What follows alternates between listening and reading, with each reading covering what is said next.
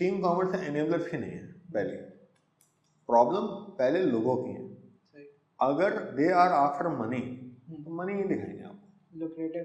If you are after के भाई मुझे ठीक तरीके से बिजनेस करना सिखाओ, और बिजनेस करने में कोई गारंटी नहीं होती। भाई किसने कह दिया आपसे कि बिजनेस कर, कौन सा एक दुनिया का बिजनेस होना मैंने जो आपको लाके कहेगा कि ये बिजनेस प्लान है 100% सक्सेसफुल होगा, कौन बोल सकता है? ये आपने ड्यू डिलिजेंस भी नहीं किया, कुछ भी नहीं किया आपने। ये तो पहली पॉडकास्ट थी, दूसरा जुनैद अकरम के साथ थे, ठीक है। तो पहले मैंने सोचा कोट पैंट पहन के जाऊँ, मैंने कहा यार नहीं भाई क्या सीन है। आपको पता है मैंने उस पॉडकास्ट में बैठ के अपने आप को शीशे में भी नहीं देखा था कि मेरे बाल ठीक है, आप देखें उसमें मेरे बाल कैसे हैं, ऐसे ही मैं हाथ मार के बैठ गया। मैं यही हूँ, मुझे यही पसंद है, मैं ऐसा ही हूँ। तो ऑनेस्ट हवा चली अमेज़ॉन की, और आपने पाकिस्तान जैसे मुल्क, अपने मुल्क को नज़रअंदाज करके अमेज़ॉन में चले गए। मैं ये कह रहा हूँ, वहाँ पर आपने बोला पाकिस्तान में तो बहुत प्रॉब्लम है भाई, मैं तो बिजनेस ही नहीं कर सकता, ये आपको सबसे पहली गलती थी।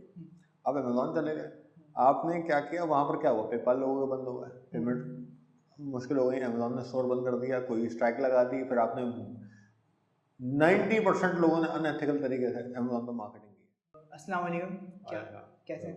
ज़बरदस्त। आपका फ्राइडे कैसे जा रहा है? अच्छा था एज यूजुअल। अच्छा, सबसे पहले हमारा एक सेगमेंट होता है कम्युनिकल का, उसका नाम होता है इंट्रोवर्स।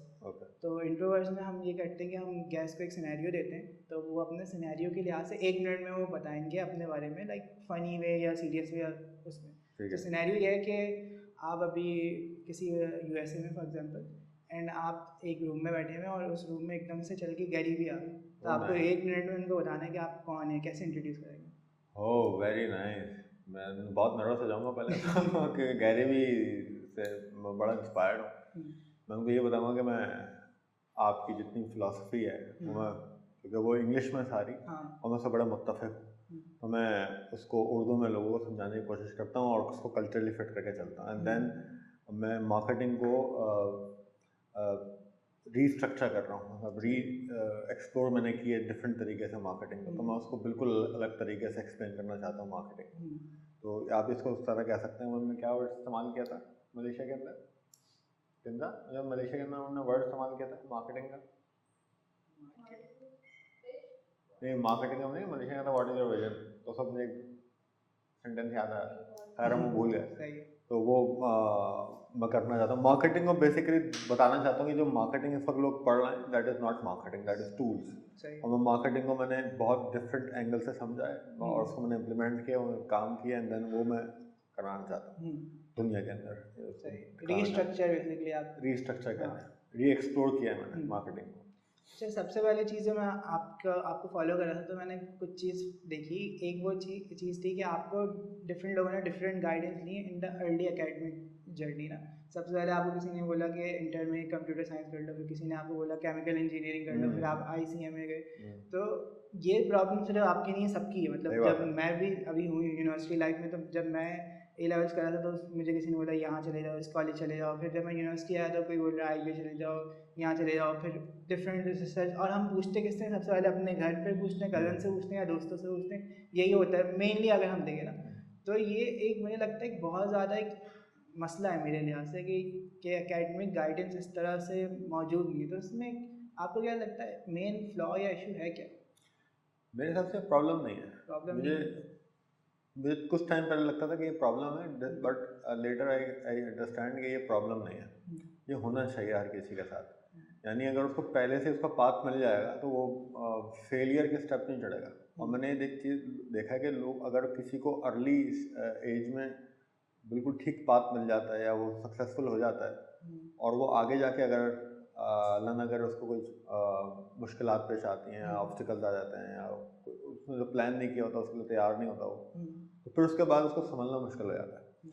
तो ये शुरू की इनिशियल जो जर्नी है ना थोड़ी सी टफ अगर इंसान की रहती है और वो पेशेंस है और ज़रा कंपोज रह के इस चीज़ को अंडरस्टैंड करता है कि ये पूरा एक पार्ट ऑफ प्रोसेस है और मुझे इससे गो थ्रू होना ही होना है, तो वो आप डिफरेंट एक्सप्लोर करते हैं। तो फिर होता क्या है इससे कि अगर मुझे फॉर एग्जांपल किसी ने बता देता कोई कि भाई डिजिटल मार्केटिंग कर लो, तो शायद जिस तरह मैं आज डिजिटल मार्केटिंग कर रहा हूँ ना, मैं इस तरह मेरे अंदर पैशन नहीं होता। वर्सेस मुझे लोगों ने कहा ये कर लो ये कर लो ये कर लो, मैंने डोमेन को एक्सप्लोर कर लिया, फाइनेंस को भी कर लिया, साइंस बायोलॉजी को भी कर लिया, कंप्यूटर को भी कर लिया, देन वो खुद से निकल के अंदर से चीज़ें समझ में आनी शुरू हो गई। यानी आप इमेजिन करें, अगर मैं ICA में नहीं जाता और वो सेमिनार नहीं होता, मैं ई कॉमर्स को एक्सप्लोर ही नहीं कर पाता आज तक। तो जो स्टीव जॉब्स कहते हैं ना कि you can only connect dots by looking backwards, ठीक है। तो जब आप आगे निकल जाएंगे तो समझ में आएगा अच्छा ये मैं ICA में गया था तो मैं ई कॉमर्स में आया, क्योंकि वो ई कॉमर्स के अंदर मुझे पता ही नहीं था ई कॉमर्स क्या चीज़। वो तो वहाँ पर वलीद आए थे, उन्होंने एक सेशन के अंदर रैंडम, और वो सेशन ई कॉमर्स का था भी नहीं, वो एक बिल्कुल रैंडम टॉक थी। वहाँ से मुझे ई कॉमर्स का एक्सप्लोर करने का मौका मिल गया। जब ई कॉमर्स एक्सप्लोर किया तो उसके अंदर डिजिटल मार्केटिंग आ गई। तो एक्सप्लोर करता है इंसान, जिस तरह आप एक नई जगह पे जाते हैं, कोई नई कंट्री पे जाएंगे तो सबसे पहले आप जैसे फॉर एग्जांपल मैं किसी कंट्री जाता, अभी मैं रिसेंटली 2 महीने पहले मलेशिया गया। मैं इससे पहले मलेशिया नहीं गया था, हालांकि मैं वहाँ पर काम के लिए गया था, लेकिन मैंने एक दिन बैठ के पूरा एक्सप्लोर किया। जाने से पहले मैंने देखा कि क्या क्या हो सकता है वहाँ पर। तो आप इसी तरीके से अपना करियर भी एक्सप्लोर करते हैं कि अब मैं करने जा रहा हूँ तो मैंने करना क्या है बेसिकली, यहाँ क्या हो रहा है, यहाँ क्या हो रहा है, यहाँ क्या हो रहा है। जाहिर बात है उसमें कुछ वक्त आपका ज़ाया होता है, वो ज़ाया नहीं हो रहा होता बेसिकली, वो दुनिया की नज़र में ज़ाया हो रहा होता है, लेकिन वो बेसिकली ज़ाया नहीं होता, वो आप एक्सप्लोर कर रहे होता है। वहीं से आपको एक अंदर से एक स्पार्क मिलता है किसी एक चीज़, रेलिवेंट चीज़ के ऊपर, और वहाँ पर आपको लगता है कि ये मैंने करना है, क्योंकि अब आप 10 चीज़ें करके देख चुके हैं। अब आपको पता है कि ये इसके अंदर, इस चीज़ के अंदर जो मेरे पास स्पार्क आया ना, वो बाकी की 9 चीज़ों के अंदर नहीं था। वो अंदर से मोटिवेशन आती है, वो फायर ना अंदर चलती है। वहाँ पर इंसान फिर किसी और की मोटिवेशन की उतनी ज़रूरत नहीं होती। ये सुनना नहीं होता लोगों का भाई इसके अंदर पैसे कितने हैं इस इंडस्ट्री के अंदर, ये नहीं सुनना होता कि भाई ये सक्सेसफुल है तो मैं भी सक्सेसफुल बन सकता हूँ। आप अपनी फील्ड एक्सप्लोर करते हैं और उसका यानी वो जो पूरा करियर आप एक्सप्लोर करते हैं। अब मैंने डिजिटल मार्केटिंग अगर एक्सप्लोर किया तो वो बेसिकली वो इटसेल्फ एक केटू का पहाड़ है। अब वो मैंने सर करना है। अब जाहिर सी बात है पहाड़ सर करना आसान बात नहीं है, तो मैं आहिस्ता आहिस्ता आहिस्ता आहिस्ता करता रहूँगा। वहाँ पर ऑब्स्टिकल्स आएंगे, वहाँ पर तूफान आएगा, वहाँ पर वेदर ख़राब होगा, वहाँ पर मेरा ऑक्सीजन लेवल नीचे जाएगा, वहाँ पर हो सकता है कभी कभार मेरे को मरने की कैफियत भी आ जाए, लेकिन वो मैंने अल्टीमेटली उस पहाड़ को सर करना है, क्योंकि अंदर से मोटिवेशन है। यानी आप जो सतवारा थे उनसे अगर आप मुझसे पूछें केटू का पहाड़ चढ़ना, तो मैं तो बोलूँगा भाईजान हाथ जोड़े मैंने नहीं जाना, मेरे लिए तो इम्पॉसिबल है, मैं चढ़ ही नहीं सकता, मैं मतलब सोच भी नहीं सकता इसको। लेकिन वो जो अली सतवारा थे, उनको अल्लाह बख्शे, चले गए, इंतकाल हो गया, जन्नत में जाए इंशाल्लाह। वो कैसे कर रहे हैं या बाकी लोग और कैसे कर रहे हैं, उनका पैशन है। बट आपने एक बात बोली ना कि आप वहाँ IC में गए तो आपको ई कॉमर्स का पता चला, बट इसकी काउंटर एग्जांपल मैं आपको ये दे सकता हूँ कि जैसे कि इंग्लैंड क्रिकेट बोर्ड का आपको पता होगा, जो ECB वहाँ पे पूरा चलाती है सिस्टम, तो उनके सिस्टम में जो बच्चा 15 साल का होता है, 14 साल का होता है, उसका वो पोटेंशियल आइडेंटिफाई कर लेते हैं और वो उसका पूरा रोड मैप बन जाता है। बट यहाँ पे किसी भी स्टूडेंट का इस किस्म का रोड मैप नहीं होता, वो खुद ट्रायल एंड एरर करता है। आप अगर IC में गए तो एक जर्नी के थ्रू तो हो गया, बट आपको नहीं लगता एक पूरा प्रॉपर सिस्टम होना चाहिए? सिस्टम पे आना बहुत अच्छी बात की, सिस्टम से मेरा बहुत बड़ा खिलाफ है। मतलब मुझे तो स्कूल सिस्टम पाकिस्तान का समझ ही नहीं आता। मैंने हमेशा बोली कि आप थोड़ी सी रिसर्च करें। फिनलैंड की 100% लिटरेसी रेट है फिनलैंड, यानी वहाँ पर कोई भी मर्द औरत बच्चा इलिटरेट नहीं है, और सारे 100% लिटरेसी रेट है। आप उनका स्कूल का एजुकेशन सिस्टम चेक करेंगे, मतलब 7 साल से कम उम्र में बच्चा स्कूल में एडमिशन ले ही नहीं सकता। यहाँ पर क्या होता है, यहाँ पर अम्मा अब्बा, मुझे लगता है जो प्रॉब्लम स्कूल नहीं है। देखें, जब कोई नीड होती है ना, जब डिमांड होती है तो उसके ऊपर बिजनेसेस बन जाता है। जब डिमांड ही नहीं होगी किसी चीज़ की, मैं आपको बोलूँगा भाई आप और मैं मिलकर एक स्टार्टअप स्टार्ट करते हैं, VCR बेचेंगे, उसकी डिमांड ही नहीं, तो आप मुझे रोक देंगे, 10 और लोग रोक देंगे कि भाई जान अब तो VCR का दौर ही नहीं है। जब डिमांड होगी तो उसके ऊपर बिजनेसेस बनेंगे। ये स्कूलों का प्रॉब्लम नहीं है, ठीक है। बिजनेसमैन तो डिमांड और प्रॉब्लम को देखेगा, उसको मोनेटाइज कर देगा। प्रॉब्लम पेरेंट्स की है। पेरेंट्स की प्रॉब्लम क्या है कि वो ये देखते हैं कि भाई हमारे पास बच्चा है, अब उन्होंने बच्चे को पैदा किया, अब पैदा करने के बाद वो उनकी जिम्मेदारी है उसको समझाना कि भाई मईशत और माशरत घर से सीखी जाएगी। सिग्नल तोड़ना चाहिए, नहीं तोड़ना चाहिए, ये घर अम्मा पापा सिखाएंगे, स्कूल में नहीं सिखा सकते। अपब्रिंगिंग में आ गई बात, अपब्रिंगिंग में आ गई। तो साथ अब हम जो अम्मा पापा ये सोच रहे हैं कि मैं बच्चे को स्कूल भेजूंगा, अपनी जिम्मेदारी में किसी और को दे दूंगा। एक गैर बंदा जो 50-60 हज़ार 1 लाख रुपए सैलरी ले रहा है, वो 20 बच्चों की तरफ से ज़्यादा मेरे बच्चों को ज़्यादा प्रायोरिटी दे देगा, वही एथिक्स सिखा देगा जो मैं सिखाना चाहता हूँ, वही दीन और वही ईमान उसके अंदर डाल देगा, या वही एथिक्स उसको उठा के वहाँ पर डाल देगा। ये पॉसिबल, ये गैर आप नहीं करना चाहते, गैर क्यों करेगा? तो पहली बात ये। तो 7 साल तक की उम्र तक मेरे हिसाब से बच्चों को स्कूल भेजना ही नहीं चाहिए, ये पहली चीज़ है। हाँ, इसको 5 साल कर लें अगर आप बहुत ही वही हो। मतलब मैंने तो देखा है लोग, कुछ स्कूलों में नाम नहीं लेना चाहता हूँ उनके, वहाँ तो जब अम्मा प्रेग्नेंट होती तब एडमिशन होता है।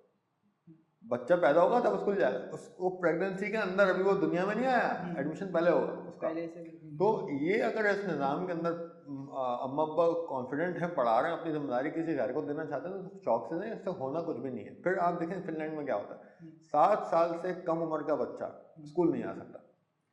फिर 7 साल से लेके और उसके 14 साल यानी 7 क्लास तक उसका कोई इम्तहान ही नहीं है, इम्तहान ही नहीं है उसको। इसको ये टेंशन की जरूरत ही नहीं कि मेरे को इम्तहान होगा, स्ट्रेस नहीं होगा, स्ट्रेस ही नहीं। वो जा रहा है खेलने कूदने, वो जो ना लोगों के साथ घुल मिल रहा है, वो देख रहा है एक बच्चा दूसरी फितरत का आया हुआ है, मैं अलग फितरत रखता हूँ, मेरा कल्चर घर का अलग है, ऐसा घर का कल्चर अलग है, वो कल्चर में इन्वॉल्व हो रहा है और वहीं से उसकी जो अंदर की जो सलाहियत है वो शऊर पजीर हो रही है। अब वहाँ पर जो टीचर्स हैं वो ऑब्जर्व करते हैं कि भाई ये बच्चा आर्ट्स में अच्छा है, ठीक है भाई, ये म्यूजिक में अच्छा है, ये डिजिटल मार्केटिंग के अंदर फिट इन हो सकता है, ये कंप्यूटर के अंदर आ सकता है, ये टेक के अंदर जा सकता है, ये कहाँ जाना चाहता है, तो वो फिर अम्मा को बताते हैं। उसके बाद जो नेक्स्ट इम्तिहान में बैठता है वहाँ पर कोई ग्रेड सिस्टम ही नहीं है, यानी वो 14 साल का होगा 7 क्लास में, 7 ग्रेड में उसका पहली बार इम्तिहान होगा बगैर ग्रेड सिस्टम के। और वो जो आइडेंटिफिकेशन जो उसकी टीचर्स करेंगी और उसके अम्मा को सामने कॉन्फिडेंस में रख के बताएंगी, वो पूरा सब्जेक्ट के हिसाब से होगा। यानी अगर मैं आर्ट्स लेना चाहता हूँ तो अब मुझे कंप्यूटर पढ़ने की जरूरत नहीं है, ठीक है।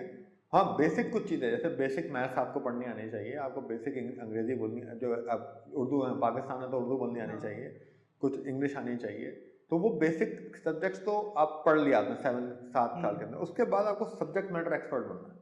अगर एक बच्चा आर्टिस्ट बनना चाहता है, उसके अंदर वो आर्टिस्ट बनने की सलाहियत मौजूद है, तो अब पूरा करिकुलम उसको कंप्यूटर पढ़ के क्या करा लेगा। मतलब मैं अगर बायोलॉजी में मैंने इंटरेस्ट, मैंने 9 क्लास में एडमिशन लिया, तो मुझे केमिस्ट्री क्यों पढ़नी है, ठीक है। और वो मिक्स हुआ हुआ है, मिक्स एंड मैच चल रहा है सारा, तो वो कंफ्यूजन का शिकार हैं लोग। फिर जाहिर सी बात है, एक सब्जेक्ट में आपने देखा होगा, मेरा एक दोस्त था हमारे साथ पढ़ता था कॉलेज के अंदर, उसका फिजिक्स के अंदर बहुत अच्छे ग्रेड्स आए, ठीक है, वो मैथ्स में फेल हो गया, ठीक है। तो अब कहीं हद तक ये बात सही है कि फिजिक्स वालों को मैथ आनी चाहिए, लेकिन एक मैथ एक बिल्कुल सब्जेक्ट डिफरेंट है, फिजिक्स बिल्कुल डिफरेंट है। मैं अगर आप मुझसे पूछते तो मुझे ना फिजिक्स में इंटरेस्ट है ना मैथ्स में इंटरेस्ट है, बट पढ़नी पड़ेगी, ठीक है। तो वो कुछ चीज़ें आपको सब्जेक्ट मैटर एक्सपर्ट के जो करिकुलम में चेंज करना पड़ेगा।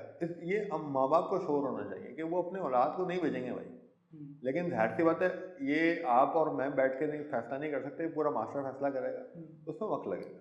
लेकिन पहली स्टेप यहीं से आएगा, फिर स्टेप शुरू होगा स्कूल वालों का कि भाई वो अब ये माउस क्या है और ये पढ़ाना बंद करें, क्योंकि माउस को इस्तेमाल नहीं करता।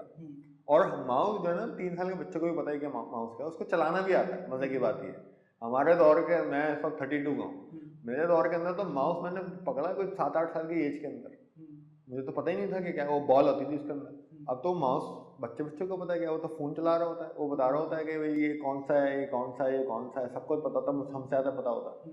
तो अब करिकुलम भी उस तरह अडाप्ट करने की ज़रूरत है। और जो शुरू के 5-7 साल हैं वो मेरे हिसाब से घर के अंदर अपब्रिंगिंग होनी चाहिए, क्योंकि बेसिक एथिक्स जो माँ बाप सिखा सकते हैं वो कोई स्कूल वाला नहीं सिखा सकता, और इसीलिए पाकिस्तान में एथिक्स की कमी है। तो इसमें एक और बात ये थी कि फॉर एग्जांपल करियर पाथ पे की हम बात करें, तो उसमें जब बच्चा 18-19 साल की उम्र में होता है, फॉर एग्जांपल वो यूनिवर्सिटी जाने वाला होता है, ये यूनिवर्सिटी में आ जाता है, फिर उसके बाद डिफरेंट लाइक आ जाता है कि ये काम करूँ, ये काम करूँ, या ये काम करूँ, तो उस वक्त आप डिसीजन किस बेस पे लें, अपने लाइक पैशन के बेस में लें या पहले प्रोफेशन के उस पर लें? यूनिवर्सिटी की सिलेक्शन, यूनिवर्सिटी में आ जाएं और यूनिवर्सिटी में आके आप होता है ना कि आप अब कोई और काम करना है इसके साथ कोई, तो उस वक्त एज एन एंटरप्रेन्योर सोचना चाहिए या फिलॉसफी क्या होनी चाहिए कि भाई मुझे इस वक्त क्या करना है? अच्छा, इसमें तो सबसे पहली बात ये है कि आपने ये अंडरस्टैंड करना है कि क्या आप एंटरप्रेन्योरशिप के लिए रेडी हैं या नहीं। क्योंकि एंटरप्रेन्योरशिप अनफॉर्चुनेटली मार्केट के अंदर बड़ी ग्लैमरस है, जो इसकी पिक्चर है बड़ी ग्लैमरस होकर दिखाई जाती है। एंटरप्रेन्योरशिप हार्ड, बहुत हार्ड है, मतलब नोबडी कैन इमेजिन कि वो कितनी हार्ड है। और जर्नी अकेले ही स्टार्ट हो, और जर्नी अकेले स्टार्ट है, और आपके बुरे के अंदर आपकी 100 लोगों की टीम भी होगी, अगर आपका बुरा आएगा तो एक भी नहीं खड़ा होगा। ये आपको दिमाग बनाकर चलना है। अब हो सकता है कुछ लोग खड़े हुए भी हों साथ, दिमाग आपको बनाना है कि मैं ही हूँगा अकेला, वो बहुत मुश्किल है। इसके अंदर फाइनेंस आएगा, इसके अंदर आपके पैसों की इन्वॉल्वमेंट आएगी, आप इन्वेस्टमेंट कैसे करेंगे, कहाँ से लेकर आएंगे, आपके बैड टाइम्स की क्या प्लानिंग होगी, आपका मार्केटिंग आपको कितनी आती है, आप कोई और प्रोडक्ट बेच रहे हैं तो उसकी कितनी नॉलेज है, आप टीम बिल्ड कैसे करेंगे, कल्चर कैसे लेकर आएंगे, पिवट कैसे करेंगे, कोई सिचुएशन आ गई तो कोविड आ गया, बिजनेस बंद हो गया, अब मैंने क्या क्या करना है, तो सिचुएशंस इतनी हैं कि आपको समझ ही नहीं आता। लेकिन मैं बार बार ये बात कहता हूँ, बहुत सारे लोग मेरी इस बात से मुत्तफिक नहीं होते, लेकिन ये मैं आपको इस पर मैं पूरी अगेन गैरी भी बोलता है और मैं इससे 100% अग्री करता हूँ। एंटरप्रेन्योरशिप सिखाई नहीं आ सकती, एंटरप्रेन्योर पैदा होता है, उसके अंदर होगी वो कि मैंने अपना काम करना है। एक है दूसरे को देख के यार मैं नौकरी कर रहा हूँ, ये अपना काम कर रहा है, यार मैं भी करता हूँ अपना काम, किसी को जवाब नहीं देना होगा। इस सबसे बड़ी मिस इंटरप्रिटेशन है एंटरप्रेन्योरशिप कि आप कहते हैं ना कि मेरा कोई बॉस नहीं होगा, भाई आपके 10 बॉस और हो जाएंगे, आपको इमेजिन ही नहीं है। यानी आपका वेंडर को आपको ना उसके तरले मिलते करने पड़ जाएंगे, कस्टमर्स की आपको गालियां सुननी पड़ जाएंगी, फिर आपके पार्टनर्स आ जाएंगे, स्टेक होल्डर्स आ जाएंगे कंपनी के, अगर आपके कोई इन्वेस्टर तो आपको उसको मुंह देना आगे जाके।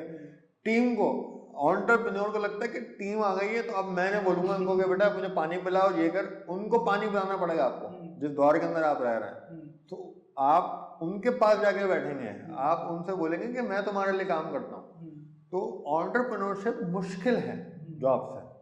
जॉब करना आसान है बहुत, जॉब करने में पैसे भी बहुत हैं, ये भी गलत फहमी है कि जॉब में पैसे नहीं। तो सबसे पहले तो आपने ये अंडरस्टैंड करना है कि क्या आप इस मुश्किल जर्नी के लिए रेडी हैं।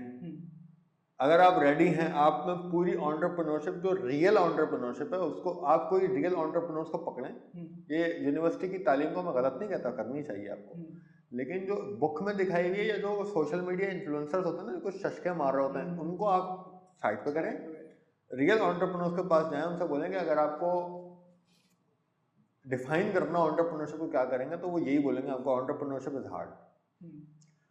उनसे आप पूछें आगे जो रियल एंटरप्रेन्योर है कि उनकी जिंदगी कैसी होती है। फैमिली कॉम्प्रोमाइज हो जाती है भाई, बच्चे पले बढ़ रहे होते हैं और आपको अंदाजा नहीं होता। मैं अब महीने में 1 मिनट ट्रैवल लाजमी है, वर्क लाइफ बैलेंस नहीं होता, फक हो जाता है वर्क लाइफ बैलेंस आपका, ठीक है, कोई है ही नहीं। वर्क लाइफ बैलेंस एंटरप्रेन्योरशिप के अंदर एग्जिस्ट ही नहीं करती। जो आप कहते हैं 9 to 5 की मैं स्लेव से बाहर आ जाऊंगा, भाई अब आप ठीक है, बात ठीक है आपकी, आप 9 to 5 से बाहर आ जाएंगे, अब आप 24/7 हो गए।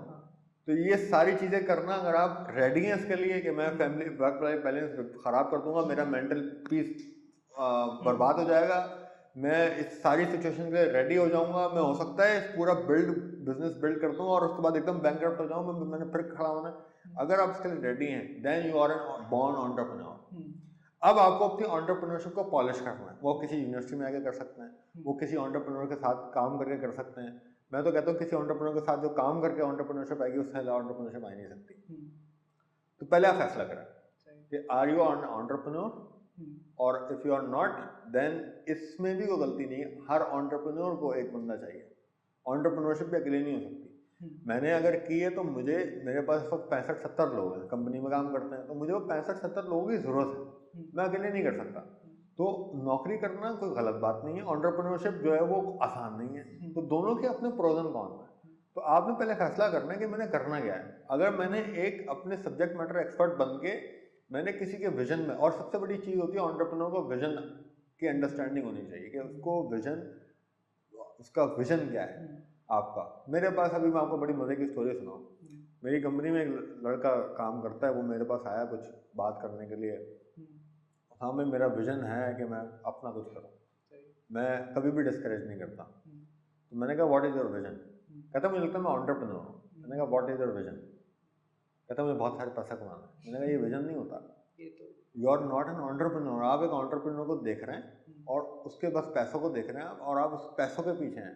यू आर नॉट विद जो आपको जो अट्रैक्शन है, जो आपकी वो एंटरप्रेन्योरशिप पे नहीं है, वो अट्रैक्शन आपकी, आपने प्रॉब्लम आइडेंटिफाई भी नहीं की ना, आपको पता ही नहीं है।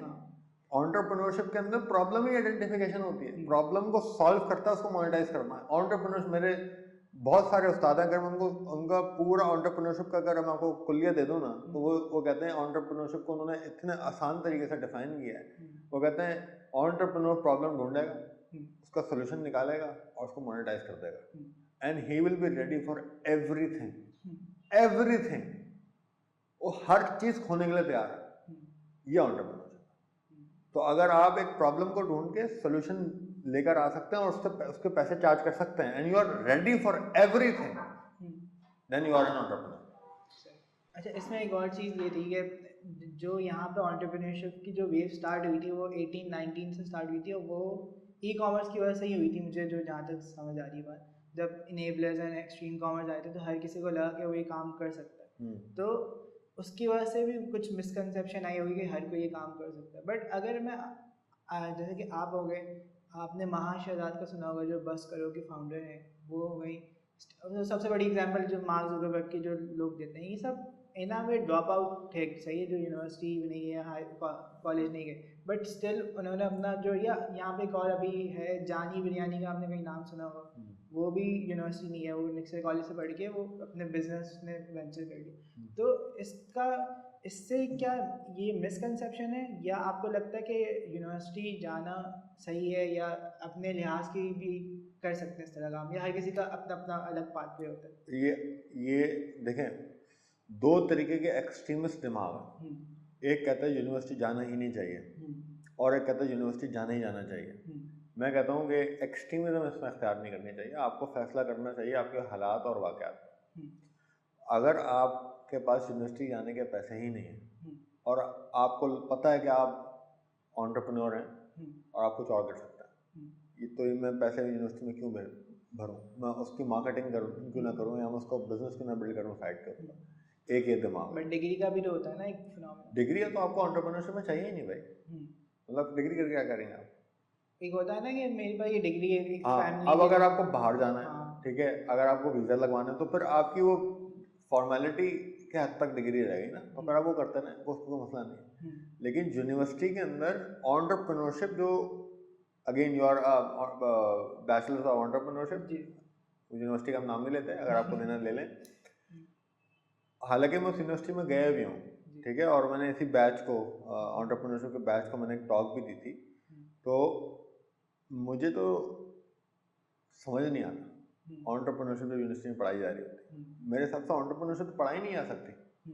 एंटरप्रेन्योर, और जो चले पढ़ाई भी अगर जाती है, मैं थोड़ी देर मान भी देता हूँ, तो वो जो पढ़ा रहा होगा ना वहाँ पर बैठा, वो एंटरप्रेन्योर होना चाहिए। और मजे की बात है, उसके पास वक्त नहीं है। अगर आप किसी एंटरप्रेन्योर से बोलेंगे आप टीचर बन जाओ, बहुत कम होंगे जो बन जाएंगे। अच्छा, उसमें भी एक अच्छा एंटरप्रेन्योर एक अच्छा टीचर नहीं हो सकता, तो वो आपको दोनों देखना है कि वो अच्छा टीचर भी हो, यानी उसके पास टीचिंग स्किल्स भी हो, उसकी लफ्ज़ आसान हो, समझा आसान तरीके से स्टूडेंट के साथ कनेक्ट करना है, ये उसकी सलाहियत इनबिल्ड होनी चाहिए, और वो एंटरप्रेन्योर भी हो। और जाहिर बात है किसी ने कुछ का उसने कुछ उखाड़ा हुआ भी हो, तब जाके आप उसको टीचर बनाएंगे ना, तो वो बंदे वैसे ना आ पाए थे।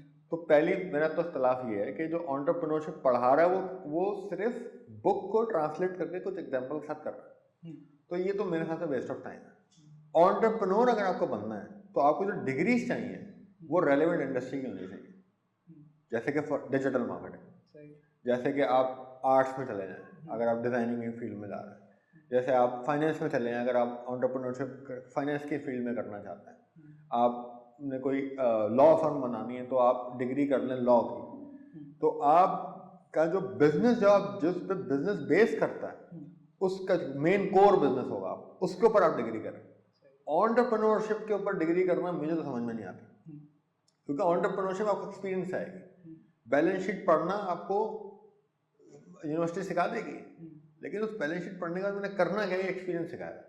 तो एंटरप्रेन्योरशिप इज प्योर एक्सपीरियंस, ये मेरा स्ट्रेट फॉरवर्ड मेरा मुद्दा है। इसमें एक और चीज़ थी, अहमद रफीसा का आप जानते होंगे, तो वो एक सेशन ले रहे थे हमारी क्लास में, तो वो बता रहे थे कि जब कोविड आया था तो कोविड में तो सारी दुकानें सब ट्रांसपोर्ट सब बंद हो गया था, जो अपने टाइम पर बताए थे, तो उन्होंने ये किया कि के इलेक्ट्रिक की जो वैन होती है उनके साथ उन्होंने कोई बातचीत की, वो जानने वाले जो भी थे, और उसके थ्रू उन्होंने अपने ऑर्डर्स जो थे वो घरों में पहुँचाए। तो उन्होंने ये स्टोरी सुनाई। अभी यूनिवर्सिटी में कैसे पढ़ाया है? हाँ, अभी यूनिवर्सिटी में कैसे पढ़ाया जाएगा? हाँ, तो ये जो स्ट्रीट स्मार्टनेस थी ना जो उन्होंने यूज़ की, के एंटरप्रेन्योर स्ट्रीट स्मार्ट अगर नहीं हो एंटरप्रेन्योर कैसे होगा? तो क्या ये स्ट्रीट स्मार्टनेस भी नेचुरली होती है, या ये मैं आपको वही बता रहा हूँ, एंटरप्रेन्योर पैदा होता है, मतलब you are ready for everything. इसका मतलब क्या हो गया? इसका मतलब हो गया आपकी फैमिली कॉम्प्रोमाइज होगी, आपको मेंटल पीस फक होगा, आपको सिचुएशन नहीं है उसे फैसला करना आना चाहिए, और जुगाड़ू होना चाहिए एंटरप्रेन्योर। और हम मजे की बात है कि पाकिस्तानी हम बहुत जुगाड़ू हैं, हमें पास 10,000 तरीके हैं अब वो प्रॉब्लम है कि हम उसको नेगेटिव इस्तेमाल कर रहे होते हैं, वो हम डालेंगे बिजनेस में अंदर करके मैं इसको किस तरीके से जुगाड़ से बिजनेस बना सकता हूँ। तो स्टार्ट स्मॉल थिंक बिग, ये एंटरप्रेन्योरशिप का मेन फॉर्मूला है। जो डिग्री है ना, अगर आपको वो बिजनेस एक्सपेंड करना है, और जाहिर बात है अब तो आप जब कहीं बाहर जाते हो डिग्रीज कहीं ना किसी मुल्क के अंदर वो इम्पोर्टेंट होती जा रही है। अगर आपको लगता है कि भाई अगर आप डिग्री मेरे हिसाब से तो अगर आपने बिजनेस पाकिस्तान में नहीं बना सकते तो आप बिजनेस बाहर भी नहीं बना सकते, ठीक है। अगेन क्योंकि यहाँ ज़्यादा प्रॉब्लम है जी, आपको मैं भी बता रहा हूँ कि प्रॉब्लम का सोल्यूशन निकालना है। आप दुनिया की मोस्ट प्रॉब्लमेटिक कंट्री में बैठे हैं भाई, यहाँ अगर आपको प्रॉब्लम नहीं दिखती तो बाहर जाके क्या प्रॉब्लम दिखेगी, ये एक बात। दूसरी बात ये है, बट इकोसिस्टम से भी तो फर्क पड़ता है। बिल्कुल पड़ता है, मैं इस पर अग्री करता हूँ। और यहाँ पाकिस्तान के अंदर बहुत बेहतरीन इकोसिस्टम है। प्रॉब्लम है आपकी नेटवर्किंग की गलत लोगों से हुई है। आपको अगर यहाँ पे भी 10 चीजें चाहिए तो लोग हो जाएंगे। मैं कोई नेटवर्किंग लेके पैदा नहीं होता है, मैं मार्च से लेकर नहीं आ गया। यहाँ पर बैठ के मैंने नेटवर्किंग की है क्योंकि मुझे पता था मेरी नीड है नेटवर्क करना, राइट लोगों से बात करना, उनके साथ ताल्लुकात बिल्ड करना, मैंने बिल्ड किया। अभी भी बहुत लोग हैं जिनसे मेरी नेटवर्किंग नहीं है, पाकिस्तान में बैठे हैं। जैसे फॉर एग्जाम्पल बहुत सारे लोग और हैं, जैसे 1-2 साल पहले तक मैं शाम सर्वर से मेरी नेटवर्किंग नहीं थी, मैं उनको सुनता था, मुझे वो पसंद है वो आदमी। मैं इस्लामाबाद जाता था, मेरी बड़ी ख्वाहिश थी, मैंने बहुत सारे लोगों से बोला कि मुझे मुझसे मिलवा दें। जब उनसे मैं मुलाकात किया, हमने नंबर एक्सचेंज किया, वो भी मुझे जानते थे, मैं भी उनको जानता था, वो तो खैर सेलिब्रिटी आदमी है, उन्होंने मुझे नंबर एक्सचेंज किया, आज वो मेरे नेटवर्क के अंदर है। तो अगर मुझे कुछ उनसे काम होगा तो वक्त के ऊपर मैं शायद वो मेरी मदद कर दें। तो नेटवर्किंग, आप गलत नेटवर्क में बैठ रहे हैं, पहली बात। यहाँ पर भी इकोसिस्टम मौजूद है, हाँ कानून के अंदर कुछ प्रॉब्लम्स हैं, वो आपको वहाँ पे भी मिलेंगे, ठीक है। आप वहाँ पर 46% टैक्स भरना पड़ेगा, यहाँ 10 तरीके से बचा लेंगे।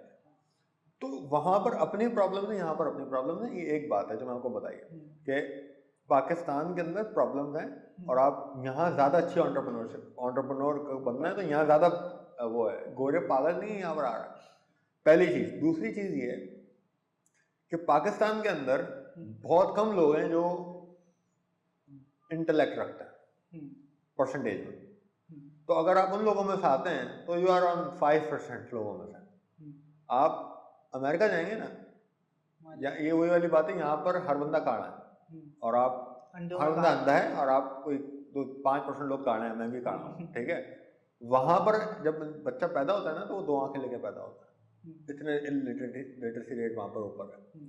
वहाँ पर बहुत सारे लोगों ने बिजनेस किया भी, मैं उनसे गलत नहीं कह रहा उनको, लेकिन यहाँ पर जो काम हो सकता है पाकिस्तान के अंदर वो आज भी हो सकता है। आप प्रॉब्लम से भाग रहे हैं। आप जब यूएसए जाते हैं, अगेन वही वाली बात है, अगर आपका बिजनेस मॉडल कोई ऐसा है कि वो हो ही बाहर सकता है तो ये डिफरेंट बात है।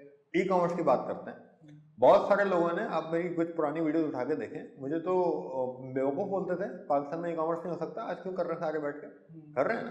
पहले सारे अमेजोन करते थे, वही अमेजोन वाले सारे डस्ट खा के पाकिस्तान में ई कॉमर्स कर रहे हैं। उस वक्त कर लेते तो वो जो पैसे भी डूबते वो भी बचते और यहाँ आज कोई ना कोई ब्रांड बना हुआ होता।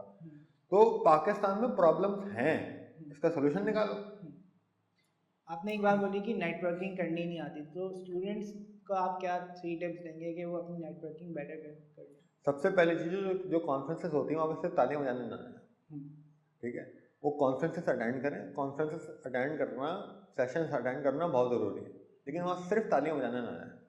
वहाँ पर आप ये देखें जो बंदा बात कर रहा है वो बंदा फंडामेंटल से बात कर रहा है नहीं कर रहा। यानी अगर कोई स्पीकर आके ई कॉमर्स के फंडामेंटल्स नहीं सिखा रहा, वो कह रहा है शॉपिफाई कर लो, बहुत पैसे हैं, इसने बना दिया इसने बना दिया, तो वो आपको शॉपिफाई नहीं सिखा रहा, वो आपको ई कॉमर्स नहीं सिखा रहा, वो आपको ये सिखा रहा है कि पैसे कैसे बनेंगे। पैसे तो फिर मैं आपको बताऊं दूध की दुकान वाले भी बनाता है, तो फिर आप दूध की दुकान भी खोल लें। मैं आपको 10 दूध की दुकान की सक्सेस स्टोरी ला के दे देता हूँ, मैं बोलता हूँ ये 10 सक्सेसफुल दूध वाले हैं, आप भी दूध बेचो, आप नहीं बेचेंगे तो फिर आप शॉपिफाई क्यों करते हैं? बिकॉज इट्स ट्रेंडिंग, और असल पैसे वो बंदा बना रहा है जो आपको ट्रेंड बेच रहा है। फंडामेंटल सिखाएगा जो बंदा, वो उससे आपको नेटवर्किंग करनी है। आपको उसके गेट पे जाके बैठना पड़े ना 3 दिन तक, तो आपके गेट पे जाके बैठे, एक दरवाजा खुल जाएगा ना सब दरवाजे खुल जाए। मेरे एक उस्ताद हैं आयाज भाई, जब मेरी उनसे नेटवर्किंग हुई तो मुझे अच्छी तरह याद है कि मुझे जब एक बंदे ने उनसे मुझे कनेक्ट करवाया था, अब उनकी अच्छी खासी बड़ी कंपनी थी, मैं तो बिल्कुल स्क्रैच से स्टार्ट कर रहा था। वो काम करते हैं अमेरिका के अंदर, उनका सारा सिस्टम है, पाकिस्तान में वो काम ही नहीं करता, ऑफिस उनका पाकिस्तान में। तो जब उनसे बंदे से कनेक्ट करा, उनको मैसेज डाला, तो 3 दिन बाद तो उन्होंने मैसेज देखा था। ये शायद अयाज भाई को भी नहीं पता होगी जो मैं आज बात बता रहा हूँ। उसके बाद उन्होंने कहा कि कल आ जाओ। तो मैं जब कल उनके ऑफिस पहुँचने ही वाला था तो उन्होंने कहा यार अभी एक अर्जेंट मीटिंग आ गई, बाद में मिलेंगे। ऐसा होता है। फिर मैं चला गया। तो 2-3 बार ऐसा हुआ कि उन्होंने मुझे वक्त दिया, मैंने अपना सारा स्केड्यूल सब छोड़ के, एक आध मेरी बड़ी मीटिंग थी मैंने उसको छोड़ दिया, क्योंकि मुझे पता था कि यार मुझे नेटवर्किंग करनी है, तो एक बंदे को आइडेंटिफाई कर लूँ, क्योंकि बाकी मुझे कोई कहाँ से डाल नहीं रहा था। तो आफ्टर मेरे ख्याल है वीक्स उन्होंने मुझे बुलाया, और उस पर भी ये हुआ कि जब मैं अंदर जाके मैं उनके रिसेप्शन में बैठा हुआ था, उनकी रिसेप्शनिस्ट थी, तकरीबन मैंने वहाँ पर 1 से 1.5 घंटा इंतज़ार किया, और उस पर उन्होंने कहा कि अयाज भाई की अभी मीटिंग थोड़ी सी एक्सटेंड हो जाएगी, तो आप वेट कर लेंगे। मैंने कहा सिर्फ मैं वेट कर लूँगा, मैं मिल के ही जाऊँगा। मैं उनसे एक दफ़ा मिला, और आज वो मेरे इतने अच्छे जो ना वो नेटवर्क का पार्ट बन गए कि वो खुद भी मैसेज करते हैं, मेरे ऑफिस भी आते हैं, मैं उनके पास भी जाता हूँ, और वो मैं तो अयाज भाई को कहते हैं वो कि वो पहला दरवाज़ा थे। उसके बाद हर इंसान से जो मेरी कनेक्शन बिल्ड हुआ है ना, वो अयाज भाई मेन बंदे हैं। यहाँ से ब्रांचेस निकली सब, और सिखाया भी इन्होंने मुझे बेसिक्स, तो ऐसे निकला। हालांकि अयाज भाई को डिजिटल मार्केटिंग में उस तरह नॉलेज नहीं, इस तरह मुझे, लेकिन उनको बिजनेस करना आता, उनको एंटरप्रेन्योरशिप पता है क्या होती है। तो मैंने उनको अपने तो find someone, at least one person जो आपकी इंडस्ट्री से रेलेवेंट हो, जो आपको लगे कि ये एंटरप्रेन्योर है, ये मुझे एंटरप्रेन्योरशिप रियल जो है वो सिखा रहा, उसको उसके आप जो ना बस लहू बन जाए उसका। नहीं देगा वो वक्त आपको, क्योंकि उसका वक्त नहीं है। लेकिन एक बंदा, एक मेंटोर अगर आपका बन गया, तो ब्रांचेस निकलती रहेंगी आपकी उससे, और कॉन्फ्रेंसेस में जाएं, तालियां बजाने नहीं, सीखने, एंड देन रेलेवेंट लोगों से नेटवर्किंग करना। और गैरी भी बोलते हैं ना, sometime you just need to ask, कि हम सोच रहे हैं यार ये हमें नंबर देगा, अपना नहीं देगा, ये जवाब देगा, हमें नहीं देगा, ये सही तरीके से हमसे बात करेगा नहीं करेगा, ये हमें अपने पॉडकास्ट में बुलाएगा, हम उसको बुलाएंगे, ये आएगा या नहीं आएगा। तो आपने सिर्फ पूछना है, आपका काम पूछना है। अब आप सोचेंगे आपने मुझे मैसेज किया, मैंने आपको फौरन रिप्लाई कर दिया, मैं आ जाऊँगा। अब आप सोचते थे यार ये पता नहीं जवाब देंगे नहीं देंगे, ये पता नहीं आएंगे नहीं आएंगे, तो ये पॉडकास्ट होने ही होती बैठी। व्हाट इफ सिचुएशन में चले व्हाट इफ सिचुएशन में चले जाएंगे, मार्वल की व्हाट इफ देखनी पड़ेगी। अच्छा सर, एक और बात मुझे आपसे पूछनी थी कि एज एन जब स्टार्टअप कर रहे होते हैं, तो एक चीज़ आपने भी बाद में जाके सीखी, और हम एज एन स्टूडेंट्स भी बाद में जाके सीखते हैं कि डिफरेंट कॉम्पिटिशन्स होते हैं, उसमें फंड रेजिंग होती है, बट बहुत सारे बच्चों को फंड रेजिंग के फंडामेंटल्स ही नहीं पता होता कि फंड रेजिंग होती कैसे है। कुछ फॉर एग्जांपल एंजल इन्वेस्टर्स होते हैं, कुछ वेंचर कैपिटलिस्ट होते हैं, कितने इंक्यूबेशन सेंटर्स यहाँ पर है। तो आपकी नज़र में फंड रेजिंग के फंडामेंटल्स क्या होते हैं? सबसे पहली चीज़, आपको फंड रेजिंग करनी क्यों है, ये सबसे पहले आपको सवाल करना चाहिए। अगर फर्स्ट आपने बूट स्ट्रैपिंग करी, बूट स्ट्रैपिंग से आप जितना, फॉर एग्जांपल ये पॉडकास्ट में कर रहा हूँ, फॉर एग्जांपल इसके लिए मैंने बूट स्ट्रैपिंग करी, जो सामान था मैंने अपने लिहाज से अपने दोस्तों या वगैरह या अपने पास जो सेव थी उससे मैंने कर लिया। बट अब मुझे उसको नेक्स्ट स्टेज पे लेके जाना है, तो उसके लिए मुझे कुछ ना कुछ फंड रेजिंग या मुझे कोई पार्टनर या कोई इक्विटी जिसको मैं दे सकूँ, उसको अपने साथ लाना ही होगा, उसको ग्रो करने के लिए या स्केल अप करने के लिए। तो उसके लिए तो इम्पोर्टेंट है। मैं वही कह रहा हूँ कि पहले तो आपने अपने आपसे सवाल करना है कि आपको फंड रेजिंग करनी क्यों है, फिर आपको पैसे चाहिए भी किसी और के नहीं चाहिए, क्योंकि best investor is your customer. अगर वो कस्टमर आपको पैसे दे रहे तो आपको सबसे बेस्ट इन्वेस्टर है, वो एक वक्त में पैसे देंगे, आपको सवाल भी नहीं करेंगे, प्रोडक्ट लेके चले जाएंगे आपके। तो इन्वेस्टर आता है ना, तो पहले तो अगेन जैसे एंटरप्रेन्योरशिप है ना, ऐसे जो फंड रेजिंग है ये भी इस तरह काम करती है। तो आपको सबसे पहले चीज़ समझनी है कि आपका एक विजन होगा, आपने एक बिजनेस, उस पूरा बिजनेस उस विजन पर खड़ा किया हुआ। एज सून एज आपको इन्वेस्टर लेकर आएंगे, आपका विजन कॉम्प्रोमाइज हो जाएगा। तो क्या आप इसके लिए रेडी हैं? क्योंकि 99% पॉसिबिलिटी ये होगा कि इन्वेस्टर को चाहिए अपना पैसा वापस, और विजन रोक रहा होता है बहुत सारी चीज़ों को ना करने की वजह से। ठीक है, जैसे मेरी मार्केटिंग एजेंसी है, हमने टोटली बूटस्ट्रैप किया है, 70 लोगों की 80 लोगों की कंपनी जो बने टोटली बूटस्ट्रैप से बने। मैंने खुद इन्वेस्टमेंट्स किए हैं, आज तक कोई इन्वेस्टर मेरे साथ 7 फिगर्स में नहीं है, एजेंसी में 7 फिगर। वहाँ पर अब हमारा विजन ये है कि हम मार्केटिंग को रीडिफाइन करना चाहते हैं, हम्म, और हमारी कुछ कोर वैल्यूज हैं जिसको हम कभी कॉम्प्रोमाइज़ नहीं करेंगे। वो 4: transparency, transparency, honesty honesty, dedication, and happiness. Happiness. अब कोई सेल्स वाला बंदा मेरा, वो एक कस्टमर है जो रेडी है मुझे 5 लाख रुपए देने के लिए। वो कहता है बस मुझे आप कमिट कर दें कि आप इतना मुझे रोएस दे देंगे, और वो स्क्रैच से स्टार्ट कर रहा है, and we are not confident कि हम उसको दे सकते हैं। तो मेरी सेल्स टीम अगर उसको सिर्फ यस बोल दे तो 5 लाख की तो इन्वॉइस मेरे पास आई जाएगी, अगली 5 नहीं आएगी, ये तो आई जाएगी। तो मैं इसको होने नहीं दूंगा, क्योंकि मेरी ट्रांसपेरेंसी, ऑनेस्टी कॉम्प्रोमाइज़ हो रही है, वो मेरे विजन का पार्ट है। और दूसरा, जब वो ऑनबोर्ड हो जाता है तो मार्केटिंग, क्योंकि मैंने रीडिफाइन करनी है, तो जो मैंने सीखी है, तो मुझे लगता है जो मार्केटिंग ऑलरेडी डिफाइन है वो उसमें बहुत सारी गलतियाँ हैं। जैसे फिलिप कॉटलर्स की अगर आप मुझसे बात करेंगे तो फिलिप कॉटलर्स के जो 7 P's हैं उनमें उससे भी इख्तलाफ आते हैं बहुत सारे, ठीक है। तो वो नहीं होने चाहिए, वो रेलेवेंट नहीं है आज, ठीक है। हम बात करेंगे तो आपको बता दूँगा। तो मुझे वो समझ में नहीं आता है, मैं उसको रीडिफाइन करना चाहता हूँ, ठीक है। तो अब वो मैंने किए, तो वो काम किए हैं, तो आपने क्या डिफाइन किया? वहाँ भी इस बात है।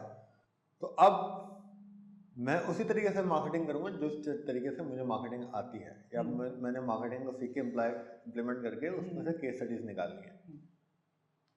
क्लाइंट को कुछ और चाहिए तो मैं उसको मना कर दूंगा। अभी मेरे कुछ SOPs हैं जो मेरे पार्ट है मेरे विजन का, they are part of my vision.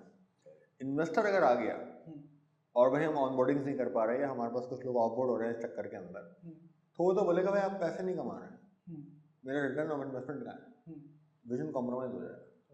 आपको ट्रांसपेरेंसी कम करनी पड़ेगी, बोल लेंगे आप ट्रांसपेरेंसी कम करनी पड़ेगी, क्योंकि आप आपको पैसा निकाल के देना है उसके बाद, तो वो आपकी पेन इन दी एस बनेगा।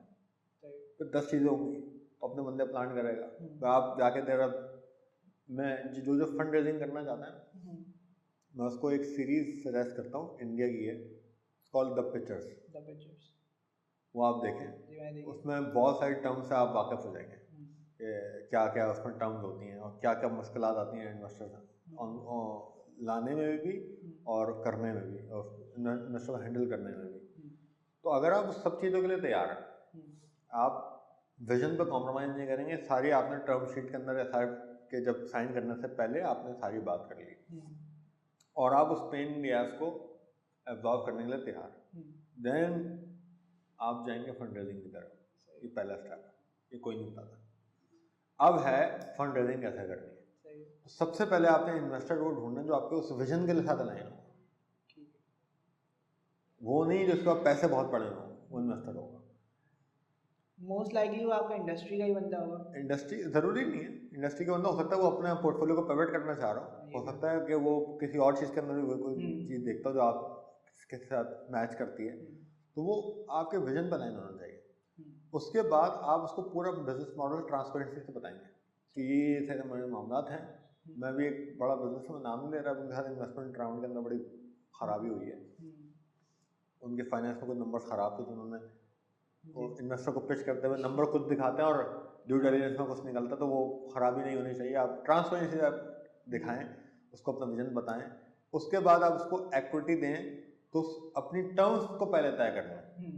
जल्दबाजी नहीं करेंगे, फिर आप पैसे आ रहे हैं तो चलो यार एक लेट्स कॉम्प्रोमाइज हम दिस, बाद में हम डिस्कस कर लेंगे, नहीं, आप टर्म शीट साइन करने से पहले हर बात करें उसके साथ। ये सबसे इंपॉर्टेंट चीज़ है। पैसे आते हुए हर किसी को अच्छा लगता है, लेकिन जब वो आ जाता है, वो खर्च हो रहा होता है ना, उसका हिसाब देना सबसे ज़्यादा मौत आती है उसमें। तो बाद में कुछ प्रॉब्लम हो तो पहले टर्म शीट से पहले होना चाहिए, फिर वो सारी बातें दी करें। आप शार्क टैंक देख लें, आपको आप सीख जाएंगे। फिर इन्वेस्टमेंट की बहुत टर्म है, सेफ नोट क्या होता है, एग्जिट कैसे लेते हैं, बैलेंस शीट कैसे पढ़ी जाएगी, ग्रॉस कितना होना चाहिए, नेट कितना होना चाहिए, एबिटा पॉजिटिविटी क्या होती है, वो सारी टर्म्स हैं जो आपको यूट्यूब से शार्क टैंक से सीख लें।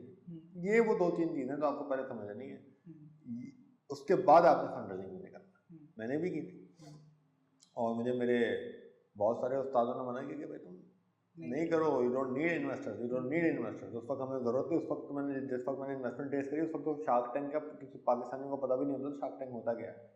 तो मैं शार्क टैंक US देखता था उस वक्त बैठ के, वहाँ से मैंने कुछ टर्म्स सीखी थी और मैंने इन्वेस्टमेंट रेस करी थी पाकिस्तान के अंदर। 2016 का वक्त था, 2017 का वक्त था शायद, उसमें मैंने इन्वेस्टमेंट रेस की थी।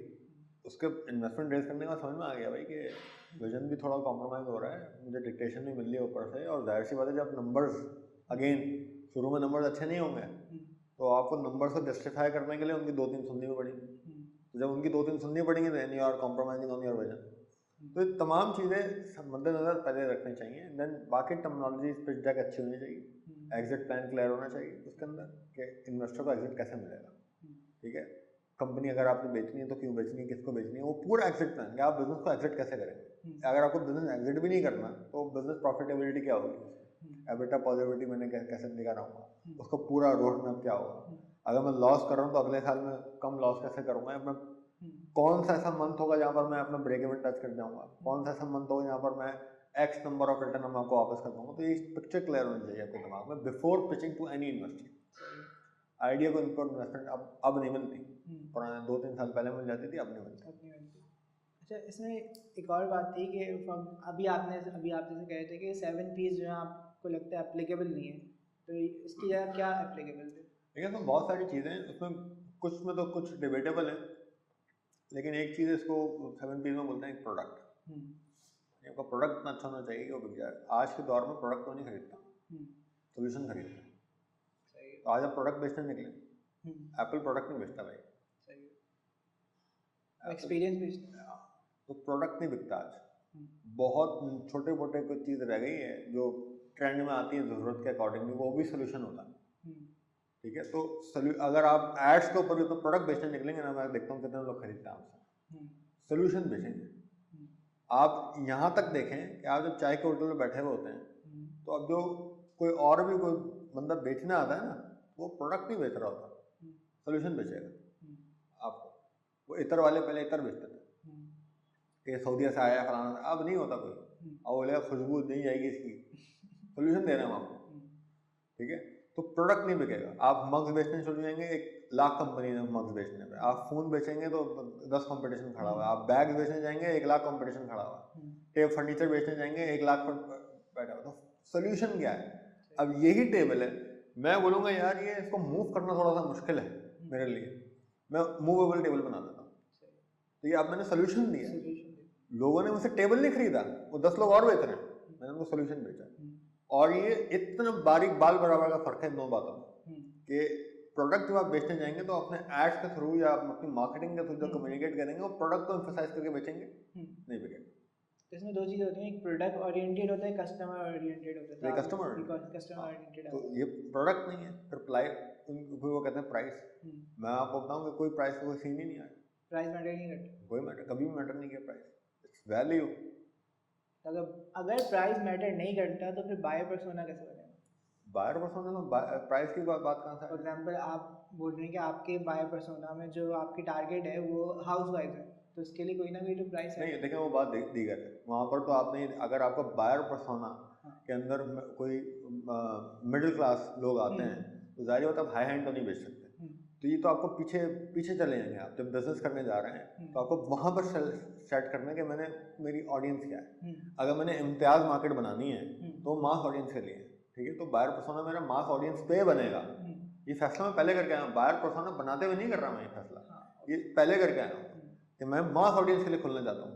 यही आप जो है वो कारफोर खोलेंगे या कोई और बड़ा लग्जरी था हाई फाई सा कोई स्टोर खोलेंगे यहाँ पर सिर्फ आप स्प्रिंग्स चले हैं, तो स्प्रिंग्स अब मिडिल क्लास लोगों के लिए नहीं, वहाँ पर बहुत सारे 80-90% आई गेस इम्पोर्टेड वहाँ पर है। वहाँ पर लेस का पैकेट जो है वो 1000 रुपये का मिलता है इम्पोर्टेड वाला। तो वो फैसला पहले करके आए कि भाई हम स्प्रिंग्स खोलेंगे, स्प्रिंग वालों ने फैसला किया होगा कि हम इम्पोर्टेड आइटम के लिए लेकर आएंगे, उसके बाद बायर पर्सोना बनाएंगे। तो प्राइस कहाँ से आ गई? वही कहते हैं प्राइस इतनी अच्छी नहीं जो अट्रैक्ट करे कस्टमर, या प्राइसिंग स्ट्रक्चर आप ठीक तरीके से करें ताकि प्रोडक्ट आपका बिके। मैं कहता हूँ आईफोन बनाने में $100 लगता है, वो 1000 का कैसे बेचते हैं? ये जानते हुए भी आपको मैं बड़े मजे की बात बताऊँ, मैं Xiaomi का ब्रांड एम्बेसडर हूँ पाकिस्तान, ठीक है, मैं हर किसी को बेचता हूँ, मेरे पास फ़ोन भी Xiaomi का है, ठीक है, अप्लायंसेस भी। हाँ, अब लोग ये देखते हैं ये फ़ोन भी 2 लाख रुपये का भाई, ठीक है। अब मैं इसके Xiaomi के फ़ोन की आपको एग्जाम्पल देता हूँ, कोई बंदा भी इसको सर्च कर ले। अभी एप्पल का 17 Pro Max आया, आईफोन Xiaomi का भी इन्होंने भी अब तक एक वेरिएंट निकाला है Xiaomi 17 Pro Max।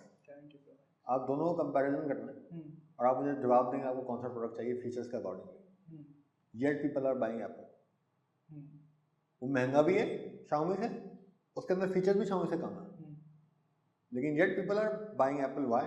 Brand value, they feel value, मतलब उनको वो वैल्यू, एक वैल्यू होती है प्रोडक्ट से मिल रही होती है आपको, जो आप कंज्यूम कर रहे होते हैं वैल्यू। एक होता है कि यार ये एप्पल है भाई, तो उनको फील हो रहा है कि they are part of something, they are part of Apple, ठीक है, वो कम्युनिटी का हिस्सा बनना चाहते हैं, तो उनके लिए वैल्यू वो है। अब Xiaomi के यूजर थे, इनके लिए वैल्यू क्या होगी? इसके फीचर्स, कि भाई मुझे वो एप्पल का लोगो नहीं चाहिए, मुझे तो फीचर्स चाहिए।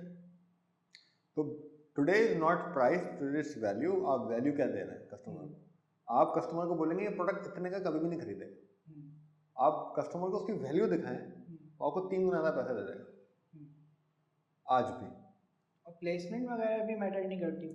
प्लेसमेंट, अब ये प्लेसमेंट की बहुत बड़ी बहस है, इसके ऊपर हम बाकायदा उसको वीडियो बनानी पड़ेगी, 1 घंटा लग जाएगा, क्योंकि वो थोड़ा कॉम्प्लिकेटेड है, डिबेटेबल है वो प्लेसमेंट क्या है, कैसी हैं, वो अलग है। यानी वो कहते हैं प्रोडक्ट सही जगह प्लेस होना चाहिए, ठीक है, वो तो अब आगे अटेंशन कहीं और पड़ी है, प्लेसमेंट वहाँ नहीं होगी, प्लेसमेंट अटेंशन जहाँ पर है वहाँ पर हो। और वो सारी प्लेसमेंट इस वक्त डिजिटल है, वो थोड़ी सी डिबेटेबल है, वो उसके अंदर मैं पूरी तरीके से इख्तलाफ नहीं करता, लेकिन प्राइस और प्रोडक्ट को तो मैं करता हूँ कि आप प्राइस और प्रोडक्ट, यानी आप इमेजिन करें इसको इस तरह आसान लफ्ज़ों में कि आप एक ऐड बनाते हैं, मार्केटिंग करते हैं एक प्रोडक्ट की, या किसी को जाके बेचते हैं 1 to 1, तो आप उसको मग बेच रहे हैं, ये भाई ये मग बेच रहा हूँ मैं और ये 200 रुपये का, आप नहीं लेंगे, आपके पास जेब में 3000 रुपये पड़े हुए, आप नहीं लेंगे।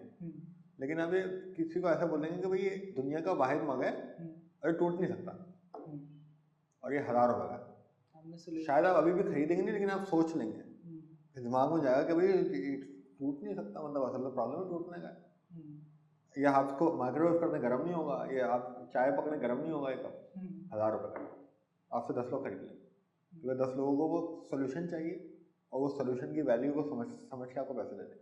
वैल्यू प्रपोजिशन बेचें, सोल्यूशन विद वैल्यू आज के दौर में बिकता है, product not product and price, ठीक है। वो फंड मैं आपको फिर बता रहा हूँ, बहुत बाल बराबर फर्क है। इस वजह से मेरी फ्लिपकार्ट पर इसके 7 पीस में समझ में नहीं आता। और ये मैंने आपको बहुत सिंपल एग्जांपल में दिए, येट अगर हम कभी दोबारा बैठते हैं ऐसे उसी पे पॉडकास्ट करते हैं तो फिर इसके ऊपर बड़ा समझना है। अभी आपने एक और बात बोली थी, मैंने नोटिस करी कि आपने कहा कि अब अमेज़ॉन का जो है वो ट्रेंड खत्म हो गया या इतना वो नहीं है, तो आपके लिहाज से आप अमेज़ॉन का जो पूरा सिस्टम है पाकिस्तान के लिहाज से वो क्या इनएडिक्वेट हो गया या अभी? मैंने ये नहीं बोला कि अमेज़ॉन खत्म हो गया, अमेज़ॉन तो बहुत बड़ी कंपनी है। हाँ, मतलब यहाँ पे जैसे अगर आपने ये बात की तो आप फिर सपोर्ट कर रहे होंगे क्या कहते हैं, प्राइवेट लेवल को सपोर्ट कर रहे होंगे ना, कि यहाँ पे इसको इस तरह से लोकली आप कर सकते हैं, लोकल ई-कॉमर्स हो सकता है, आप ये चीज़ कह रहे हैं? नहीं, मैं ये नहीं कह रहा, मैं ये कह रहा हूँ आप कि एक हवा चली अमेज़ॉन की, हाँ, और आपने पाकिस्तान जैसे मुल्क, अपने मुल्क को नज़रअंदाज करके अमेज़ॉन चले गए। मैं ये कह रहा हूँ, वहाँ पर आपने बोला पाकिस्तान में तो बहुत प्रॉब्लम है भाई, मैं तो बिजनेस ही नहीं कर सकता, ये आपको सबसे पहली गलती थी। आप अमेज़ॉन चले गए, आपने क्या किया, वहाँ पर क्या हुआ, पेपाल लोगों का बंद हुआ, पेमेंट मुश्किल हो गई, अमेज़ॉन ने स्टोर बंद कर दिया, कोई स्ट्राइक लगा दी, फिर आपने 90% लोगों ने अनएथिकल तरीके से अमेज़ॉन पर मार्केटिंग की है। मैं उसको बंद अल्फाजों में इधर नहीं बताना चाहता हूँ, 90% लोगों ने अमेज़ॉन के ऊपर अनएथिकल वे यूज़ किया है, जो ना आपका रिलीजन बोलता है ना आपका एथिक्स इजाज़त देता है कि आपको काम करना चाहिए। झूठे रिव्यूज़ को क्यों लगाते हैं, ठीक है, तो झूठे रिव्यूज़ आप लगा कर क्या लोगों को बेवकूफ़ बनाते हैं ना, आपके पास वो एक्चुअल रिव्यूज़ नहीं है, आपने पैसे दे के करवाया वो रिव्यूज़। एक है इन्फ्लुएंसर मार्केटिंग, ठीक है, वो भी एथिक्स तो ये कहती है, बिजनेस की एथिक्स ये होनी चाहिए कि आप किसी इन्फ्लुएंसर को दे रहे हैं तो पहले आप उसको पूछेंगे प्रोडक्ट में मेरे समझ में आया तो मुझे रिव्यू तो मैं तुम्हें उसको पे करूँगा, ये अलग बात है। एक है मैं आपको पैसे दे रहा हूँ चाहे कुछ भी बेचो इसको, तो वो इन्फ्लुएंसर की एथिक्स पे भी सवाल और मुझ पर भी सवाल, और ये लाखों की तादाद में होते थे, और भी बहुत सारी चीज़ें जो मैं नहीं खोलना चाहता। तो वो लोगों ने ये क्यों किया, कुछ अमेज़ॉन सेलर्स थे और अभी भी होंगे बहुत सारे, और हैं भी मैं जानता हूँ, जो बिल्कुल ठीक तरीके से करते हैं अमेज़ॉन के ऊपर काम। प्रॉब्लम ये है कि आपने एक बड़ी मार्केट को नज़रअंदाज कर दिया, आपने अपने करोड़ों रुपए उठा के एक ऐसी मार्केट के अंदर लगा दी जहाँ की कॉम्प्लिकेशन को आप जानते ही नहीं थे। अभी एथिक्स हटा दें, आप उस कंट्री के ना कल्चर से वाकिफ थे ना उसका सिस्टम से वाकिफ थे, ना आपको पता था वहाँ पर क्या प्रॉब्लम आपको आनी है, कस्टमर्स भी नहीं, कुछ नहीं पता था आपको। आप वही पैसा अगर पाकिस्तान में लगाते, मैं आपको कह रहा हूँ कि आप अगर वहाँ पर आपके 1 करोड़ के 1 करोड़ डूब गए ना, तो यहाँ पर आप कम से कम 20-40 लाख रुपए डुबाते, 60 लाख वापस रिटर्न निकल के आते आप। और आज आपका कहीं ना कहीं ब्रांड इस वक्त खड़ा हुआ होता। उस वक्त के दौर के अंदर मैं इतने सारे ब्रांड्स जानता हूँ जिन्होंने अच्छे पैसे लगाए, इन्वेस्ट किए अपने ब्रांड के ऊपर, आज वो ब्रांड बने। तो अपनी मार्केट को नज़रअंदाज क्यों किया? क्योंकि हवा चली थी अमेज़ॉन की, और लोगों ने वही बिजनेस के करने के चक्कर के अंदर वो बिजनेस नहीं कर रहे थे, वो पैसों के पीछे भाग रहे थे जो उनको दिखाया जा रहा था। तो वो गलत था। हाँ, तो वो गलत चीज़ के पीछे थे, वो अमेज़ॉन के पीछे नहीं थे। आज मैं अभी कुछ टाइम पहले क्या हुआ, पहले लोग पाकिस्तान की ई कॉमर्स इंडस्ट्री की वैल्यू नहीं करते थे, अमेज़ॉन देख लिया सबने। अभी आप देखें 2 साल से क्या हो रहा है, लोग शॉपिफाई पाकिस्तान नहीं बेच रहे क्योंकि आप पैसे यहाँ पर दिखा रहे हैं। सबसे मुझे और 2-3 चीज़ें पूछनी थी आपसे। एक चीज़ तो ये पूछनी थी, फॉर एग्जांपल अभी अगर कोई स्टूडेंट स्टार्ट कर रहा है अपनी जर्नी, तो सबसे पहले वो अपना सेल्फ एनालिसिस करता है ना, तो उस क्या 2 से 3 क्वालिटीज़ होंगी जो एज अ फाउंडर उसके अंदर होनी चाहिए? उसको टीम बिल्ड करनी आनी चाहिए। सही है। और उसको ये उसके साथ ही पता हो कि टीम जो है वो मैं उसके अंदर हार्मनी कैसे पैदा करूँगा और उनके लिए कैसे काम करूँगा। बेसिकली ये सबसे मेन स्किल है अगर वो एंटरप्रेन्योर बनना चाहता है तो टीम, और अगर जॉब भी करना चाहता है वो, और उसको जॉब के अंदर कोई अपना करियर बिल्ड करना है, तब भी उसको टीम मैनेजमेंट, टीम हायरिंग कैसे होगी, मैनेजमेंट कैसे होगी, मैं लोगों को मैनेज कैसे करूँगा, ये सबसे मेन स्किल है जो आपके अंदर होनी चाहिए। दूसरा, आपको the way you communicate, convincing power आपकी अच्छी हो, आप प्रेजेंट करना अच्छे तरीके से जानते हो, कॉन्फिडेंस आपके अंदर होना चाहिए, ये दूसरी चीज़ है। तीसरी चीज़ आपके अंदर बेसिक एथिक्स होने चाहिए, प्रोफेशनल एथिक्स जिसको बोलते हैं, वो होना ज़रूरी है कि बज़ाहिर उसका कोई इस तरह रिफ्लेक्ट नहीं होता, लेकिन ये बहुत लॉन्ग टर्म के अंदर आपको समझ में आया कि इस बेसिक प्रोफेशनल एथिक्स जो आपके अंदर होते हैं, अगर आप इसको कंसिस्टेंसी के साथ उसको अपने पूरे करियर में इम्प्लीमेंट करेंगे तो ये लॉन्ग टर्म के अंदर आपको बहुत मजबूत नेटवर्क भी देगा और लोग भी आपको अच्छे तरीके से याद रखेंगे, टीम भी आपको अच्छे तरीके से याद रखेगी और आपके अंदर एक अलग कॉन्फिडेंस पैदा होता है जो आप कन्विक्शन भी नहीं होनी चाहिए कोई काम। कन्विक्शन ऐसे तो बहुत सारी चीज़ें, कन्विक्शन होगा, माइंडसेट आपका बहुत इंपॉर्टेंट है। आप एक रॉन्ग माइंडसेट के या मनी मेकिंग माइंडसेट के साथ जाके अगर आप करियर बिल्ड करेंगे तो आप अपने साथ देखेंगे क्या होगा। अच्छा, 3 चीज़ें आपने बहुत दफ़ा रिपीट की था। एक तो आपने कहा marketing is nothing just a communication strategy, दूसरी आप बायर पर्सोना की बहुत करते हैं और तीसरा कंपेटिटिव एनालिसिस। ये तीनों।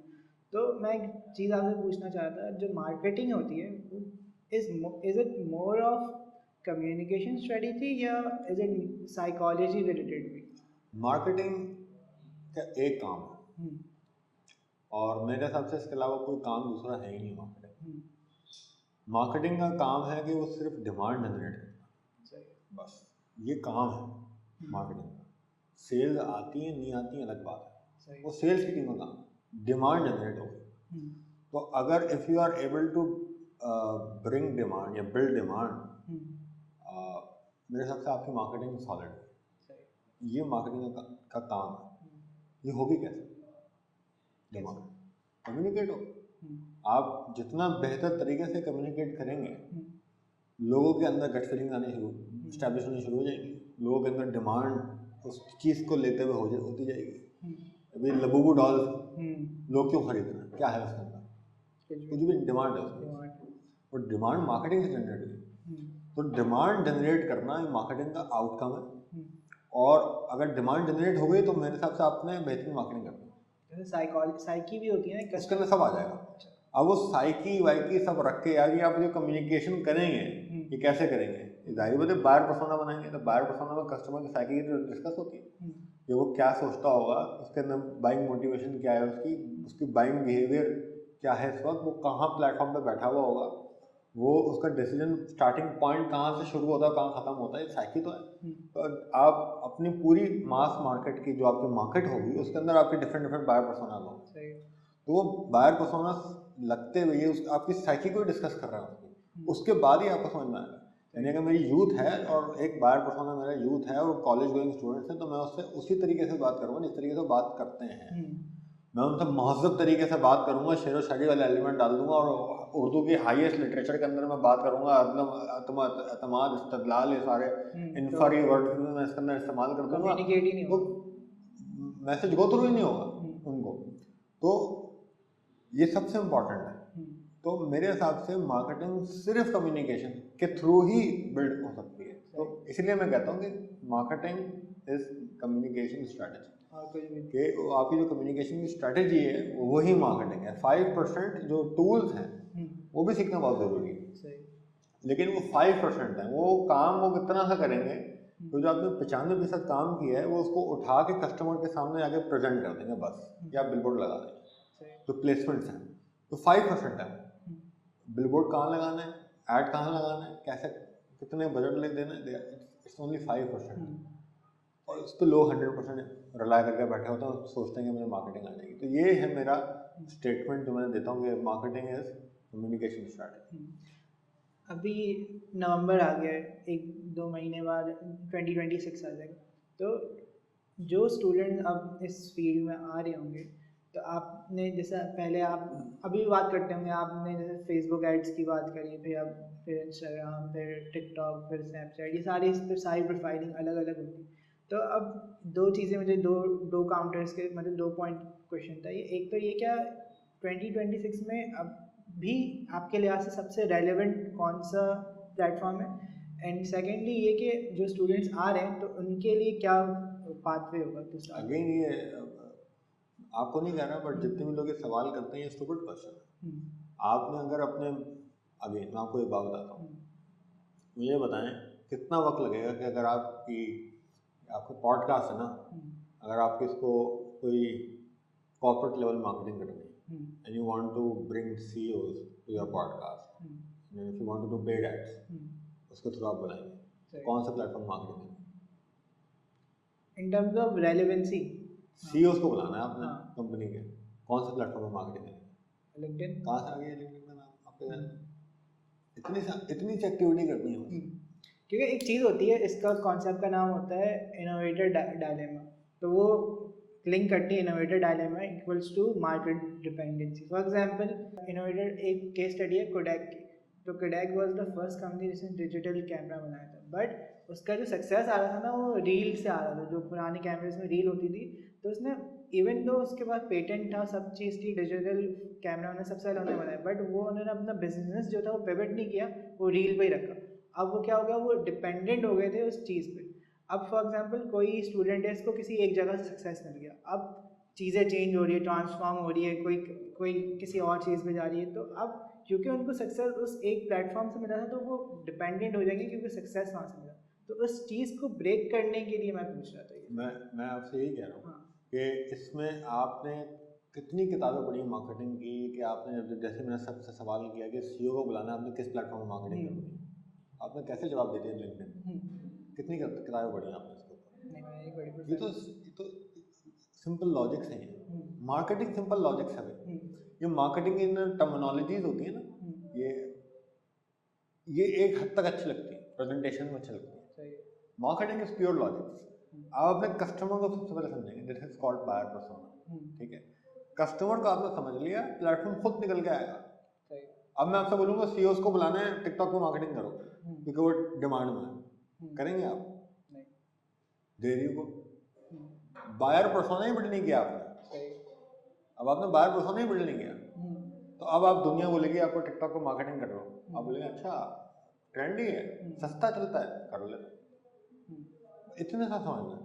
मतलब फॉर एग्जांपल, आपकी किसी ने सक्सेस स्टोरी सुनी, तो आपका किसी ने देखा कि आपने फेसबुक से स्टार्ट किया, तो बहुत सारे लोग जो होंगे जो आप फॉलो करेंगे फेसबुक को यूज़ करना है। आपने ब्लूप्रिंट का होता है, फेसबुक ब्लूप्रिंट होता है, तो इसका मतलब ये जो बात। अच्छा, मेरी ये मिसकंसेप्शन है। हाँ, मैंने कभी भी फेसबुक ऐड से स्टार्टिंग नहीं की। फॉर इंस्टेंस, आपने किसी XYZ की एग्जांपल लेते हैं, उसकी सक्सेस स्टोरी है, किसी ने उसकी वो सक्सेस स्टोरी देखी, अब वो उसको फॉलो कर रहा है कि उसका ये पाथवे टू सक्सेस था, तो मैं भी ये करूँगा। तो ये इसका मतलब गलत तरीका है। ये तो वही वाली बात है ना जो हम पहले कर रहे थे। ये वो प्रॉब्लम प्लेटफॉर्म डिपेंडेंसी नहीं है। आपने सवाल किया था मुझसे मार्केटिंग का, मार्केटिंग के अंदर तो आपको मैंने बता दिया कि प्लेटफॉर्म डिपेंडेंसी आपके दिमाग से कैसे निकलेगा, ये सवाल अलग है। लोगों ने मुझे देखा है, किसी और को देखा, तो उन्होंने मुझे फेसबुक या गूगल करते हुए नहीं देखा, उन्होंने ये देखा कि फेसबुक कर रहा था, पैसे कमा रहा, सक्सेस, तो पैसे देखे उन्होंने, फेसबुक नहीं देखा, वो रिवर्स गए, एग्जैक्टली, पैसा अब क्या कर रहे हैं इसको देखते हैं, फेसबुक अच्छा हम भी कर लेते हैं। ये नहीं कहा कि यार हमें फेसबुक एड्स सीखना, फॉर एग्जांपल अगर मैंने फेसबुक से ही किया हो स्टार्ट, तो क्या यार उसामा खान फेसबुक एड्स करते करते सक्सेसफुल हो गया, तो अब मैं क्या देख रहा हूँ सक्सेस, फिर देख रहा हूँ फेसबुक, तो कह रहा हूँ मैं भी करूँगा। होना ही चाहिए कि मैं फैसला करूँ यार मुझे लगता है मुझे फेसबुक एड्स में इंटरेस्ट है, लेट्स फाइंड पीपल जो फेसबुक एड्स में एक्सपर्ट है, और वो ढूंढते ढूंढते मुझ तक आ गया, और फिर देखा यार ये सक्सेसफुल भी हुआ। अब वो फेसबुक ऐड मैं सीखना चाहता हूँ, अब मैं सीखूंगा।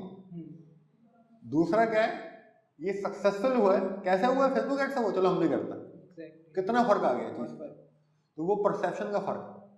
यही परसेप्शन फिलिप कॉटलर के 7 P's की मैं आपको बता रहा हूँ, यही परसेप्शन एंटरप्रेन्योर बनने में मैं आपको बता रहा हूँ, यही परसेप्शन मैं आपको यूनिवर्सिटी डिग्री में बता रहा हूँ। It's all about perspective.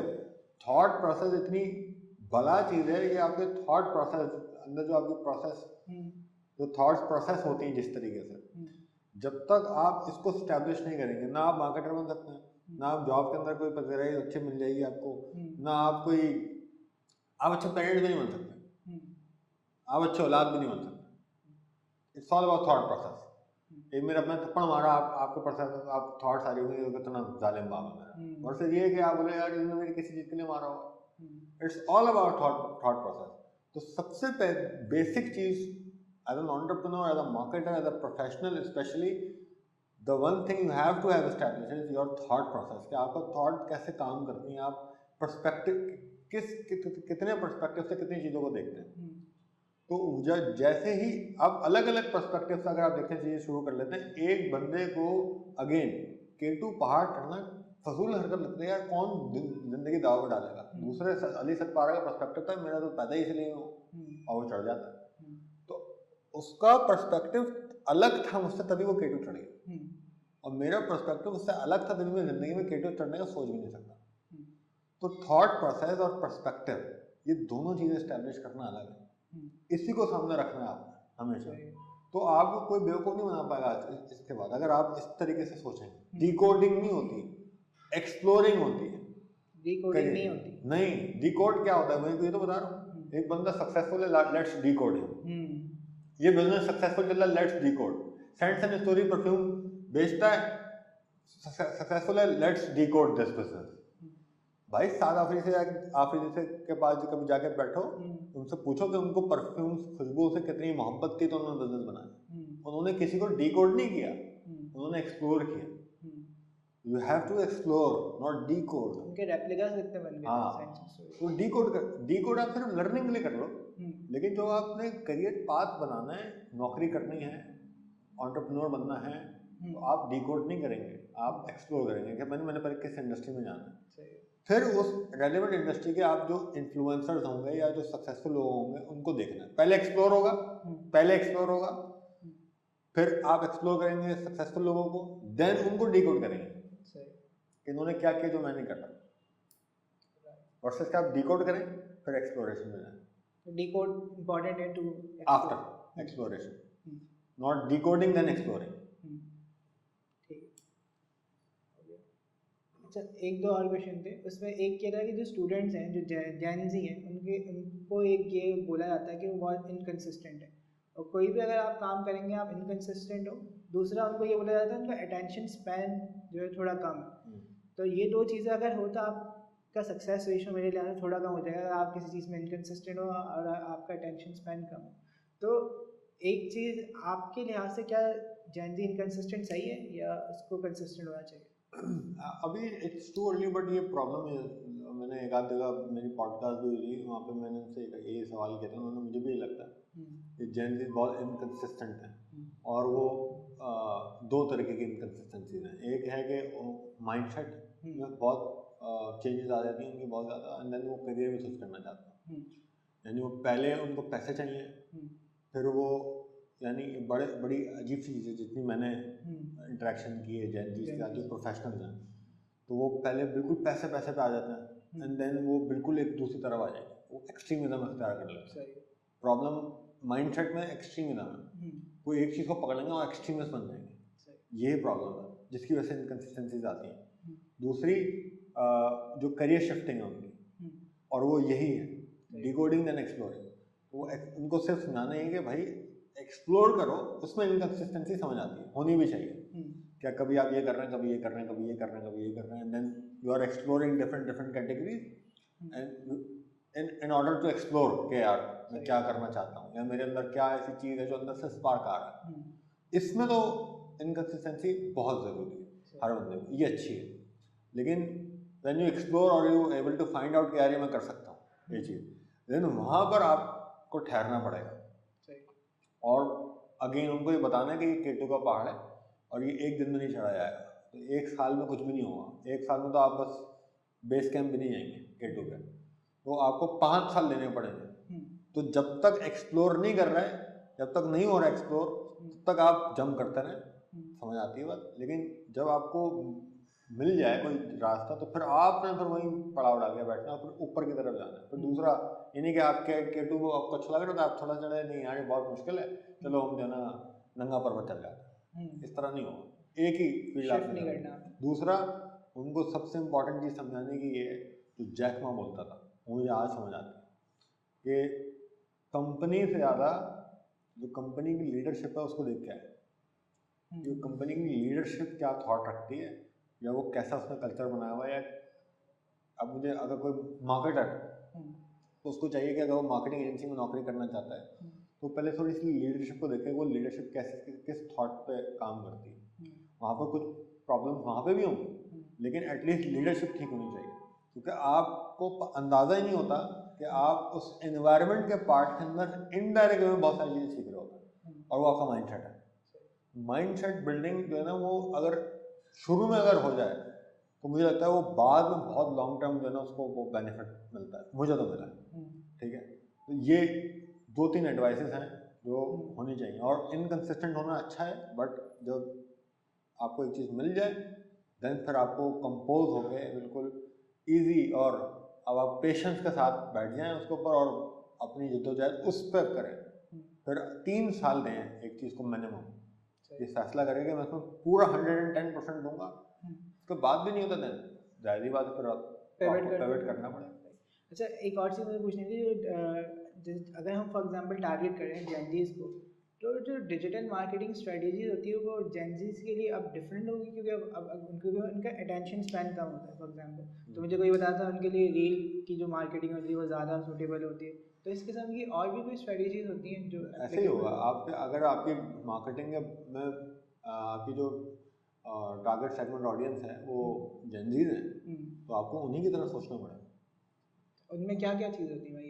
यही होगा कि आपका सबसे इंपॉर्टेंट चीज़ आपके 3 सेकंड है शुरू का, तो 3 से भी कम होना शुरू हो गया, तो 3 सेकंड आर वेरी इंपॉर्टेंट। तो अगर आप उस 3 सेकंड के अंदर उनका अटेंशन स्पैन नहीं ग्रैब कर पा रहे हैं, या मिस हो रही है वहाँ से कोई चीज़, तो फिर वो बाकी चीज़ मिस हो जाएगी। दूसरा और भी चीज़ें, इन्फ्लुएंसर्स वो इन्फ्लुएंस होते हैं, तो अब वो जिन इन्फ्लुएंसर से इन्फ्लुएंस होते हैं तो उन्हीं को आपको लेकर आना है, जो आपकी टारगेट मार्केट में आना चाहिए। ये नहीं कि ये इन्फ्लुएंसर ट्रेंडिंग है तो मैं इसको उठा लेता हूँ, रेलेवेंट होते हैं आपके पास। ये मार्केट में कुछ अब नॉलेज आने शुरू हो गई लोगों को, मार्केटर्स को, वो यही कर रहे हैं। तो जो भी कस्टमर है, अगर वो बूढ़े लोग हैं, ठीक है, तो आपको उन्हीं की तरह सोचना पड़ेगा, ऐड बनाना पड़ेगा थोड़ा सा ठहर। उनको आप ये फ्लैशी दिखाएंगे जी तो वो रियलाइज करते हैं, तो उनका अटेंशन स्पैन वहाँ पर टूट जाए। उनको थोड़ा सा ज़रा सॉफ्ट आवाज़ और हल्के हल्के बात करना, अगर बूढ़ों से अगर आपको एड्रेस करना है, और अगर आप कोई मिडिल एज पे कर रहे हैं तो फिर आपको उनके हिसाब से बात करनी पड़ेगी। अब आप देखें जेनजीस में भी कैसे शिफ्टिंग होती है। बहुत सारे जेनजीस को मैं जानता हूँ जो अनमोल मकसूद को बड़ा पसंद करते हैं, शेर व शायरी करते हैं, ठीक है, तो अब आप उनको ऐड के फ्लैशी ऐड दिखाएंगे कि शेर व शायरी का वो हो रहा है, अब आप दस्ती दस्ती आ जाओ, इस तरह नहीं बात करेंगे। वही जेनजी हैं। आपको समझ आ रहा है कि कम्युनिकेशन कितनी इंपॉर्टेंट है। तो मैं ये इसलिए मैं बार बार कहता हूँ, कम्युनिकेशन इज मार्केटिंग। अगर किसी को कम्युनिकेट करना आ गया ना, जो स्ट्रैटेजी बनाने आई, कम्युनिकेशन की स्ट्रैटेजी बनाने आ गई, वो मार्केटर बन गया। और ये AI वह कुछ भी नहीं ले सकता आपसे, या ये हमेशा ह्यूमन रहा है, H to H, human to human to human. तो मैं आपसे सवाल पूछ रहा था कि आपने एक जगह कहा था टू इंस्पायर द सोसाइटी आपको एक्स्ट्रा माइल जाना होता है, तो आपके लिए एक्स्ट्रा माइल क्या है? एक्स्ट्रा माइल जो मैं कर रहा हूँ वो ये है कि सबसे पहले तो सोसाइटी को इंस्पायर करने के लिए सबसे पहले मैं स्टेप छोटे से लेना पड़ता है। तो मैं सबसे पहले जो स्टेप है मेरा वो मेरी टीम के लिए, मैं अपनी टीम को पहले इंस्पायर करूँ, क्योंकि वही मेरे साथ खड़े हुए हैं जब मैं सोसाइटी में जाके लोग उनको इंस्पायर करने की कोशिश करता हूँ। तो एक्स्ट्रा माइल के लिए आपको उनको सबसे पहली चीज़ जो देनी पड़ेगी वो है सच, मतलब ऑनेस्टी, इतनी ज़्यादा डेड ऑनेस्ट होना पड़ेगा आपको उनके साथ। और सब बहुत सारे लोग आपको छोड़ के चले हैं, मतलब मैंने अपनी कंपनी में अनाउंस किया था ये कि we are not after money, और अगर आपको लगता है यहाँ पर आप बहुत सारे पैसे कमा सकते हैं तो शायद वो हो सकता है, सब चीज़ें पॉसिबल है, लेकिन वो उसमें थोड़ा वक्त लगेगा। बहुत सारे लोग छोड़ के चले गए, जो हमें लगा 7 फिगर आएंगे, टक टक टक टक प्रमोशन होंगे। We are not after money, ठीक है, वी आर रीडिफाइनिंग मार्केटिंग, उसमें वक्त लगेगा। अल्हम्दुलिल्लाह यहाँ तक पहुँच गए, हम अच्छी सैलरी देते हैं, लेकिन उतनी जितनी बाकी और लोग दे रहे हैं जो स्टार्टअप्स फंड रेजिंग करके देते हैं, मैं नहीं दे सकता, मैं नहीं दूंगा। पहली चीज़ क्लैरिटी, डेड ऑनेस्ट। मैं आपको सिर्फ एक बेसिक एग्जांपल दी, बहुत सारी एग्जांपल्स मैं उनको और देता हूँ, तो सबसे पहले आप उनके साथ डेड ऑनेस्ट होंगे। डेड ऑनेस्ट यहाँ तक, एक्स्ट्रा माइल यहाँ तक आपने जाना है कि अगर आपके पास ऑल्टो है तो आप दिखाएंगे मेरे पास ऑल्टो, मेरे पास स्विफ्ट है तो मैं स्विफ्ट दिखाता हूँ अपनी, ठीक है। जब मेरे पास कोरे थी मैं कोरे दिखाता था, जब मैं बाइक पे आता था मैं बाइक दिखाता था, ठीक है। तो जो है वो है, एक तरह से आपने खुद भी तो एम्ब्रेस कर ली ना। हाँ ना, और मतलब इससे किसको फर्क पड़ता है, मुझे जहाँ डेस्टिनेशन में जाना है वो तो जाना ही जाना है। मतलब मैं अगर मर्सिडीज दिखाऊंगा क्या बड़े क्लाइंट आ जाएंगे, यार इसको मर्सिडीज आ जाओ, वो मेरी मार्केटिंग स्किल्स की वजह से आएगा, ठीक है। तो इससे कोई फर्क नहीं पड़ता, और आपको ये चीज़ ऑटोमेटिकली इंप्रेशन में आ जाएगी कि भाई मेरे पास अगर स्विफ्ट गाड़ी है तो मैं मेरे पास ये है भाई, इसी में आता हूँ मैं आगे वीजल ले लूँगा, वहाँ वीजल आ जाएगी, मैं इससे पहले कोरे बता तो कोरे आ जाएगी। तो वो इतने आपने ऑनेस्टी के साथ बात करनी है। आप अगर घड़ी नहीं पहनते, शौक, अगर आपको घड़ी पहनने का शौक है तो आपने नहीं पहननी भाई, ठीक है। आप अगर आपको बाल बनाना बहुत पसंद नहीं है तो आप बस हाथ मारेंगे और पॉडकास्ट में आगे बढ़ जाएंगे। तो you have to be dead honest कि आप जो हैं वो आपको दिखाना है, वही दिखाना है जो आप हैं, आपने फेकनेस नहीं लेकर आनी अपने अंदर, ये पहली चीज़ है। दूसरी चीज़ ये है कि आपको वक्त ज़्यादा देना पड़ेगा और उसके रिटर्न में कुछ नहीं मिलेगा आपको अलावा गालियाँ वगैरह, ठीक है। ये सारी वो दो चीज़ें मेन चीज़ें हैं कि ये मैं ऑलरेडी कर रहा हूँ। मैंने अभी ग्रैंड इकॉमर्स मीटअप कराया था, हमारा कोई 8-9 लाख रुपए लगे उस इवेंट में, हमने 1 रुपये नहीं चार्ज किया आज तक चार्ज नहीं किया, 3 इवेंट्स कराए अब तक, आज तक चार्ज नहीं किया। और छोटे छोटे मीटअप तो पता नहीं कितने बेताशा करा दी, community within community meetup, वो अब मैं नहीं करता छोटे मीटअप, लेकिन वो पता नहीं कितने करा दिए मैंने कभी किसी से मीटअप पे आने का पैसे चार्ज नहीं किया। तो ये एक्स्ट्रा माइल है सारे से। मैं किसी को बता नहीं लगा मेरे 9 लाख रुपए लग गए, मैंने जैम अनाउंस नहीं किया मेरे 9 लाख रुपए लगे, आ जाओ आ जाओ आ जाओ आ जाओ, ये कोई सीन नहीं है। तो मैं उनको इंस्पायर करने के लिए डेड ऑनेस्ट, जैसे मैंने जुनैद लखनवी की पॉडकास्ट थी, मैंने फैसला किया था मैं जो हूँ वही बनाऊंगा ऑनेस्टी के साथ। किसी को समझ आए, नहीं समझ में फैंसी वर्ड या मैं कोट पैंट पहन के मेरी पहली पॉडकास्ट है तो मैं ज़रा तैयार होकर जाऊँ। आप पता है आपको, जो मैं जुनैद अकरम की पॉडकास्ट, हालांकि मेरी ज़िंदगी की एक तो पहली पॉडकास्ट थी, दूसरा जुनैद अकरम के साथ थी, ठीक है। तो पहले मैंने सोचा कोट पैंट पहन के जाऊँ, मैंने कहा यार नहीं भाई क्या सीन है। आपको पता है मैंने उस पॉडकास्ट में बैठ के अपने आप को शीशे में भी नहीं देखा था कि मेरे बाल ठीक है, आप देखें उसमें मेरे बाल कैसे हैं, ऐसे ही मैं हाथ मार के बैठ गया, मैं यही हूँ, मुझे यही पसंद है, मैं ऐसा ही हूँ। तो ऑनेस्टी और टाइम दोनों देना पड़ेगा आपको, और उसका कोई रिटर्न दिमाग में रख के आपको नहीं, then you will able to inspire your society. Like Gary Vee, मैं तो उसको एलियन बोलता हूँ, इतनी बड़ी 3-4 बड़ी कंपनी चलाता है वो, और पता नहीं उसको कहाँ से वक्त निकल जाता है कंटेंट बनाने का, और हर प्लेटफॉर्म पे वो 5-5 दफ़ा पोस्टिंग करता है दिन के ऊपर। क्या टीम होगी, क्या उसका कंटेंट, मुझे लगता है हर वक्त कंटेंट ही बनाता रहता होगा। फिर मैं सोचता हूँ कि अगर सिर्फ कंटेंट ही बनाता है तो कंपनी से चलाता है, वो एलियन आदमी है, मैं उससे सीखता हूँ, एजुकेट भी एक, हाँ वो मैं सीखता हूँ। मैंने ना आपकी बहुत, मतलब मैं कंटेंट बहुत कंज्यूम करता हूँ, तो मैंने आपकी 10 से 12 पॉडकास्ट देखी, तो मैं जब एक दो देखी ना उसके बाद ना मुझे आपकी पॉडकास्ट में ना एक अच्छी चीज़ लगती थी। वो ये थी कि मैं मतलब जब मैं नोट्स भी बना रहा होता था ना आपकी पॉडकास्ट देख के, तो ये था आप कोई ना स्टोरी बताते थे उसमें। फॉर एग्जाम्पल आपने किसी पॉडकास्ट में पेप्सी की स्टोरी बताई, किसी में आपने नाइकी की बताई, किसी में आपने एप्पल की बताई, किसी में आपने नेक्सटकोला बताई। तो मैंने ये सोचा जब मैं आपसे मिलूंगा ना तो मैं आपसे ये पूछूंगा कि कोई ऐसी रिसेंटली कोई केस स्टडी या स्टोरी जो आपने पढ़ी हो जो आपको अच्छी लगी हो, मार्केटिंग में कोई भी लाइक इस किस्म की स्टोरीज, क्योंकि मुझे इससे बड़ा फ़ायदा हुआ जब आपने वो बाबर आजम तराजम की मैं एग्जाम्पल आपको एक सुनाता हूँ, मैंने अभी कंपनी में सुनाई, मुझे ईयर भूल गया। एक ईयर में F1 रेसिंग हो रही थी, F1 रेसिंग होती, तो उसमें फरारी जो है वो आई गेस 2.7 सेकंड से जीती। और जो लोग F1 नहीं देखते मैं उनको बता दूँ कि उसमें ये नहीं होता कि कितने माइल पीछे गाड़ी चल रही, कितने सेकंड पीछे चल रही होती है वो दिखा रहा होता है। तो 2.7 सेकंड से वो गाड़ी जीती, फरारी जीती। अखबारों में नाम आया उसके ड्राइवर का, अखबारों में नाम आया फरारी का,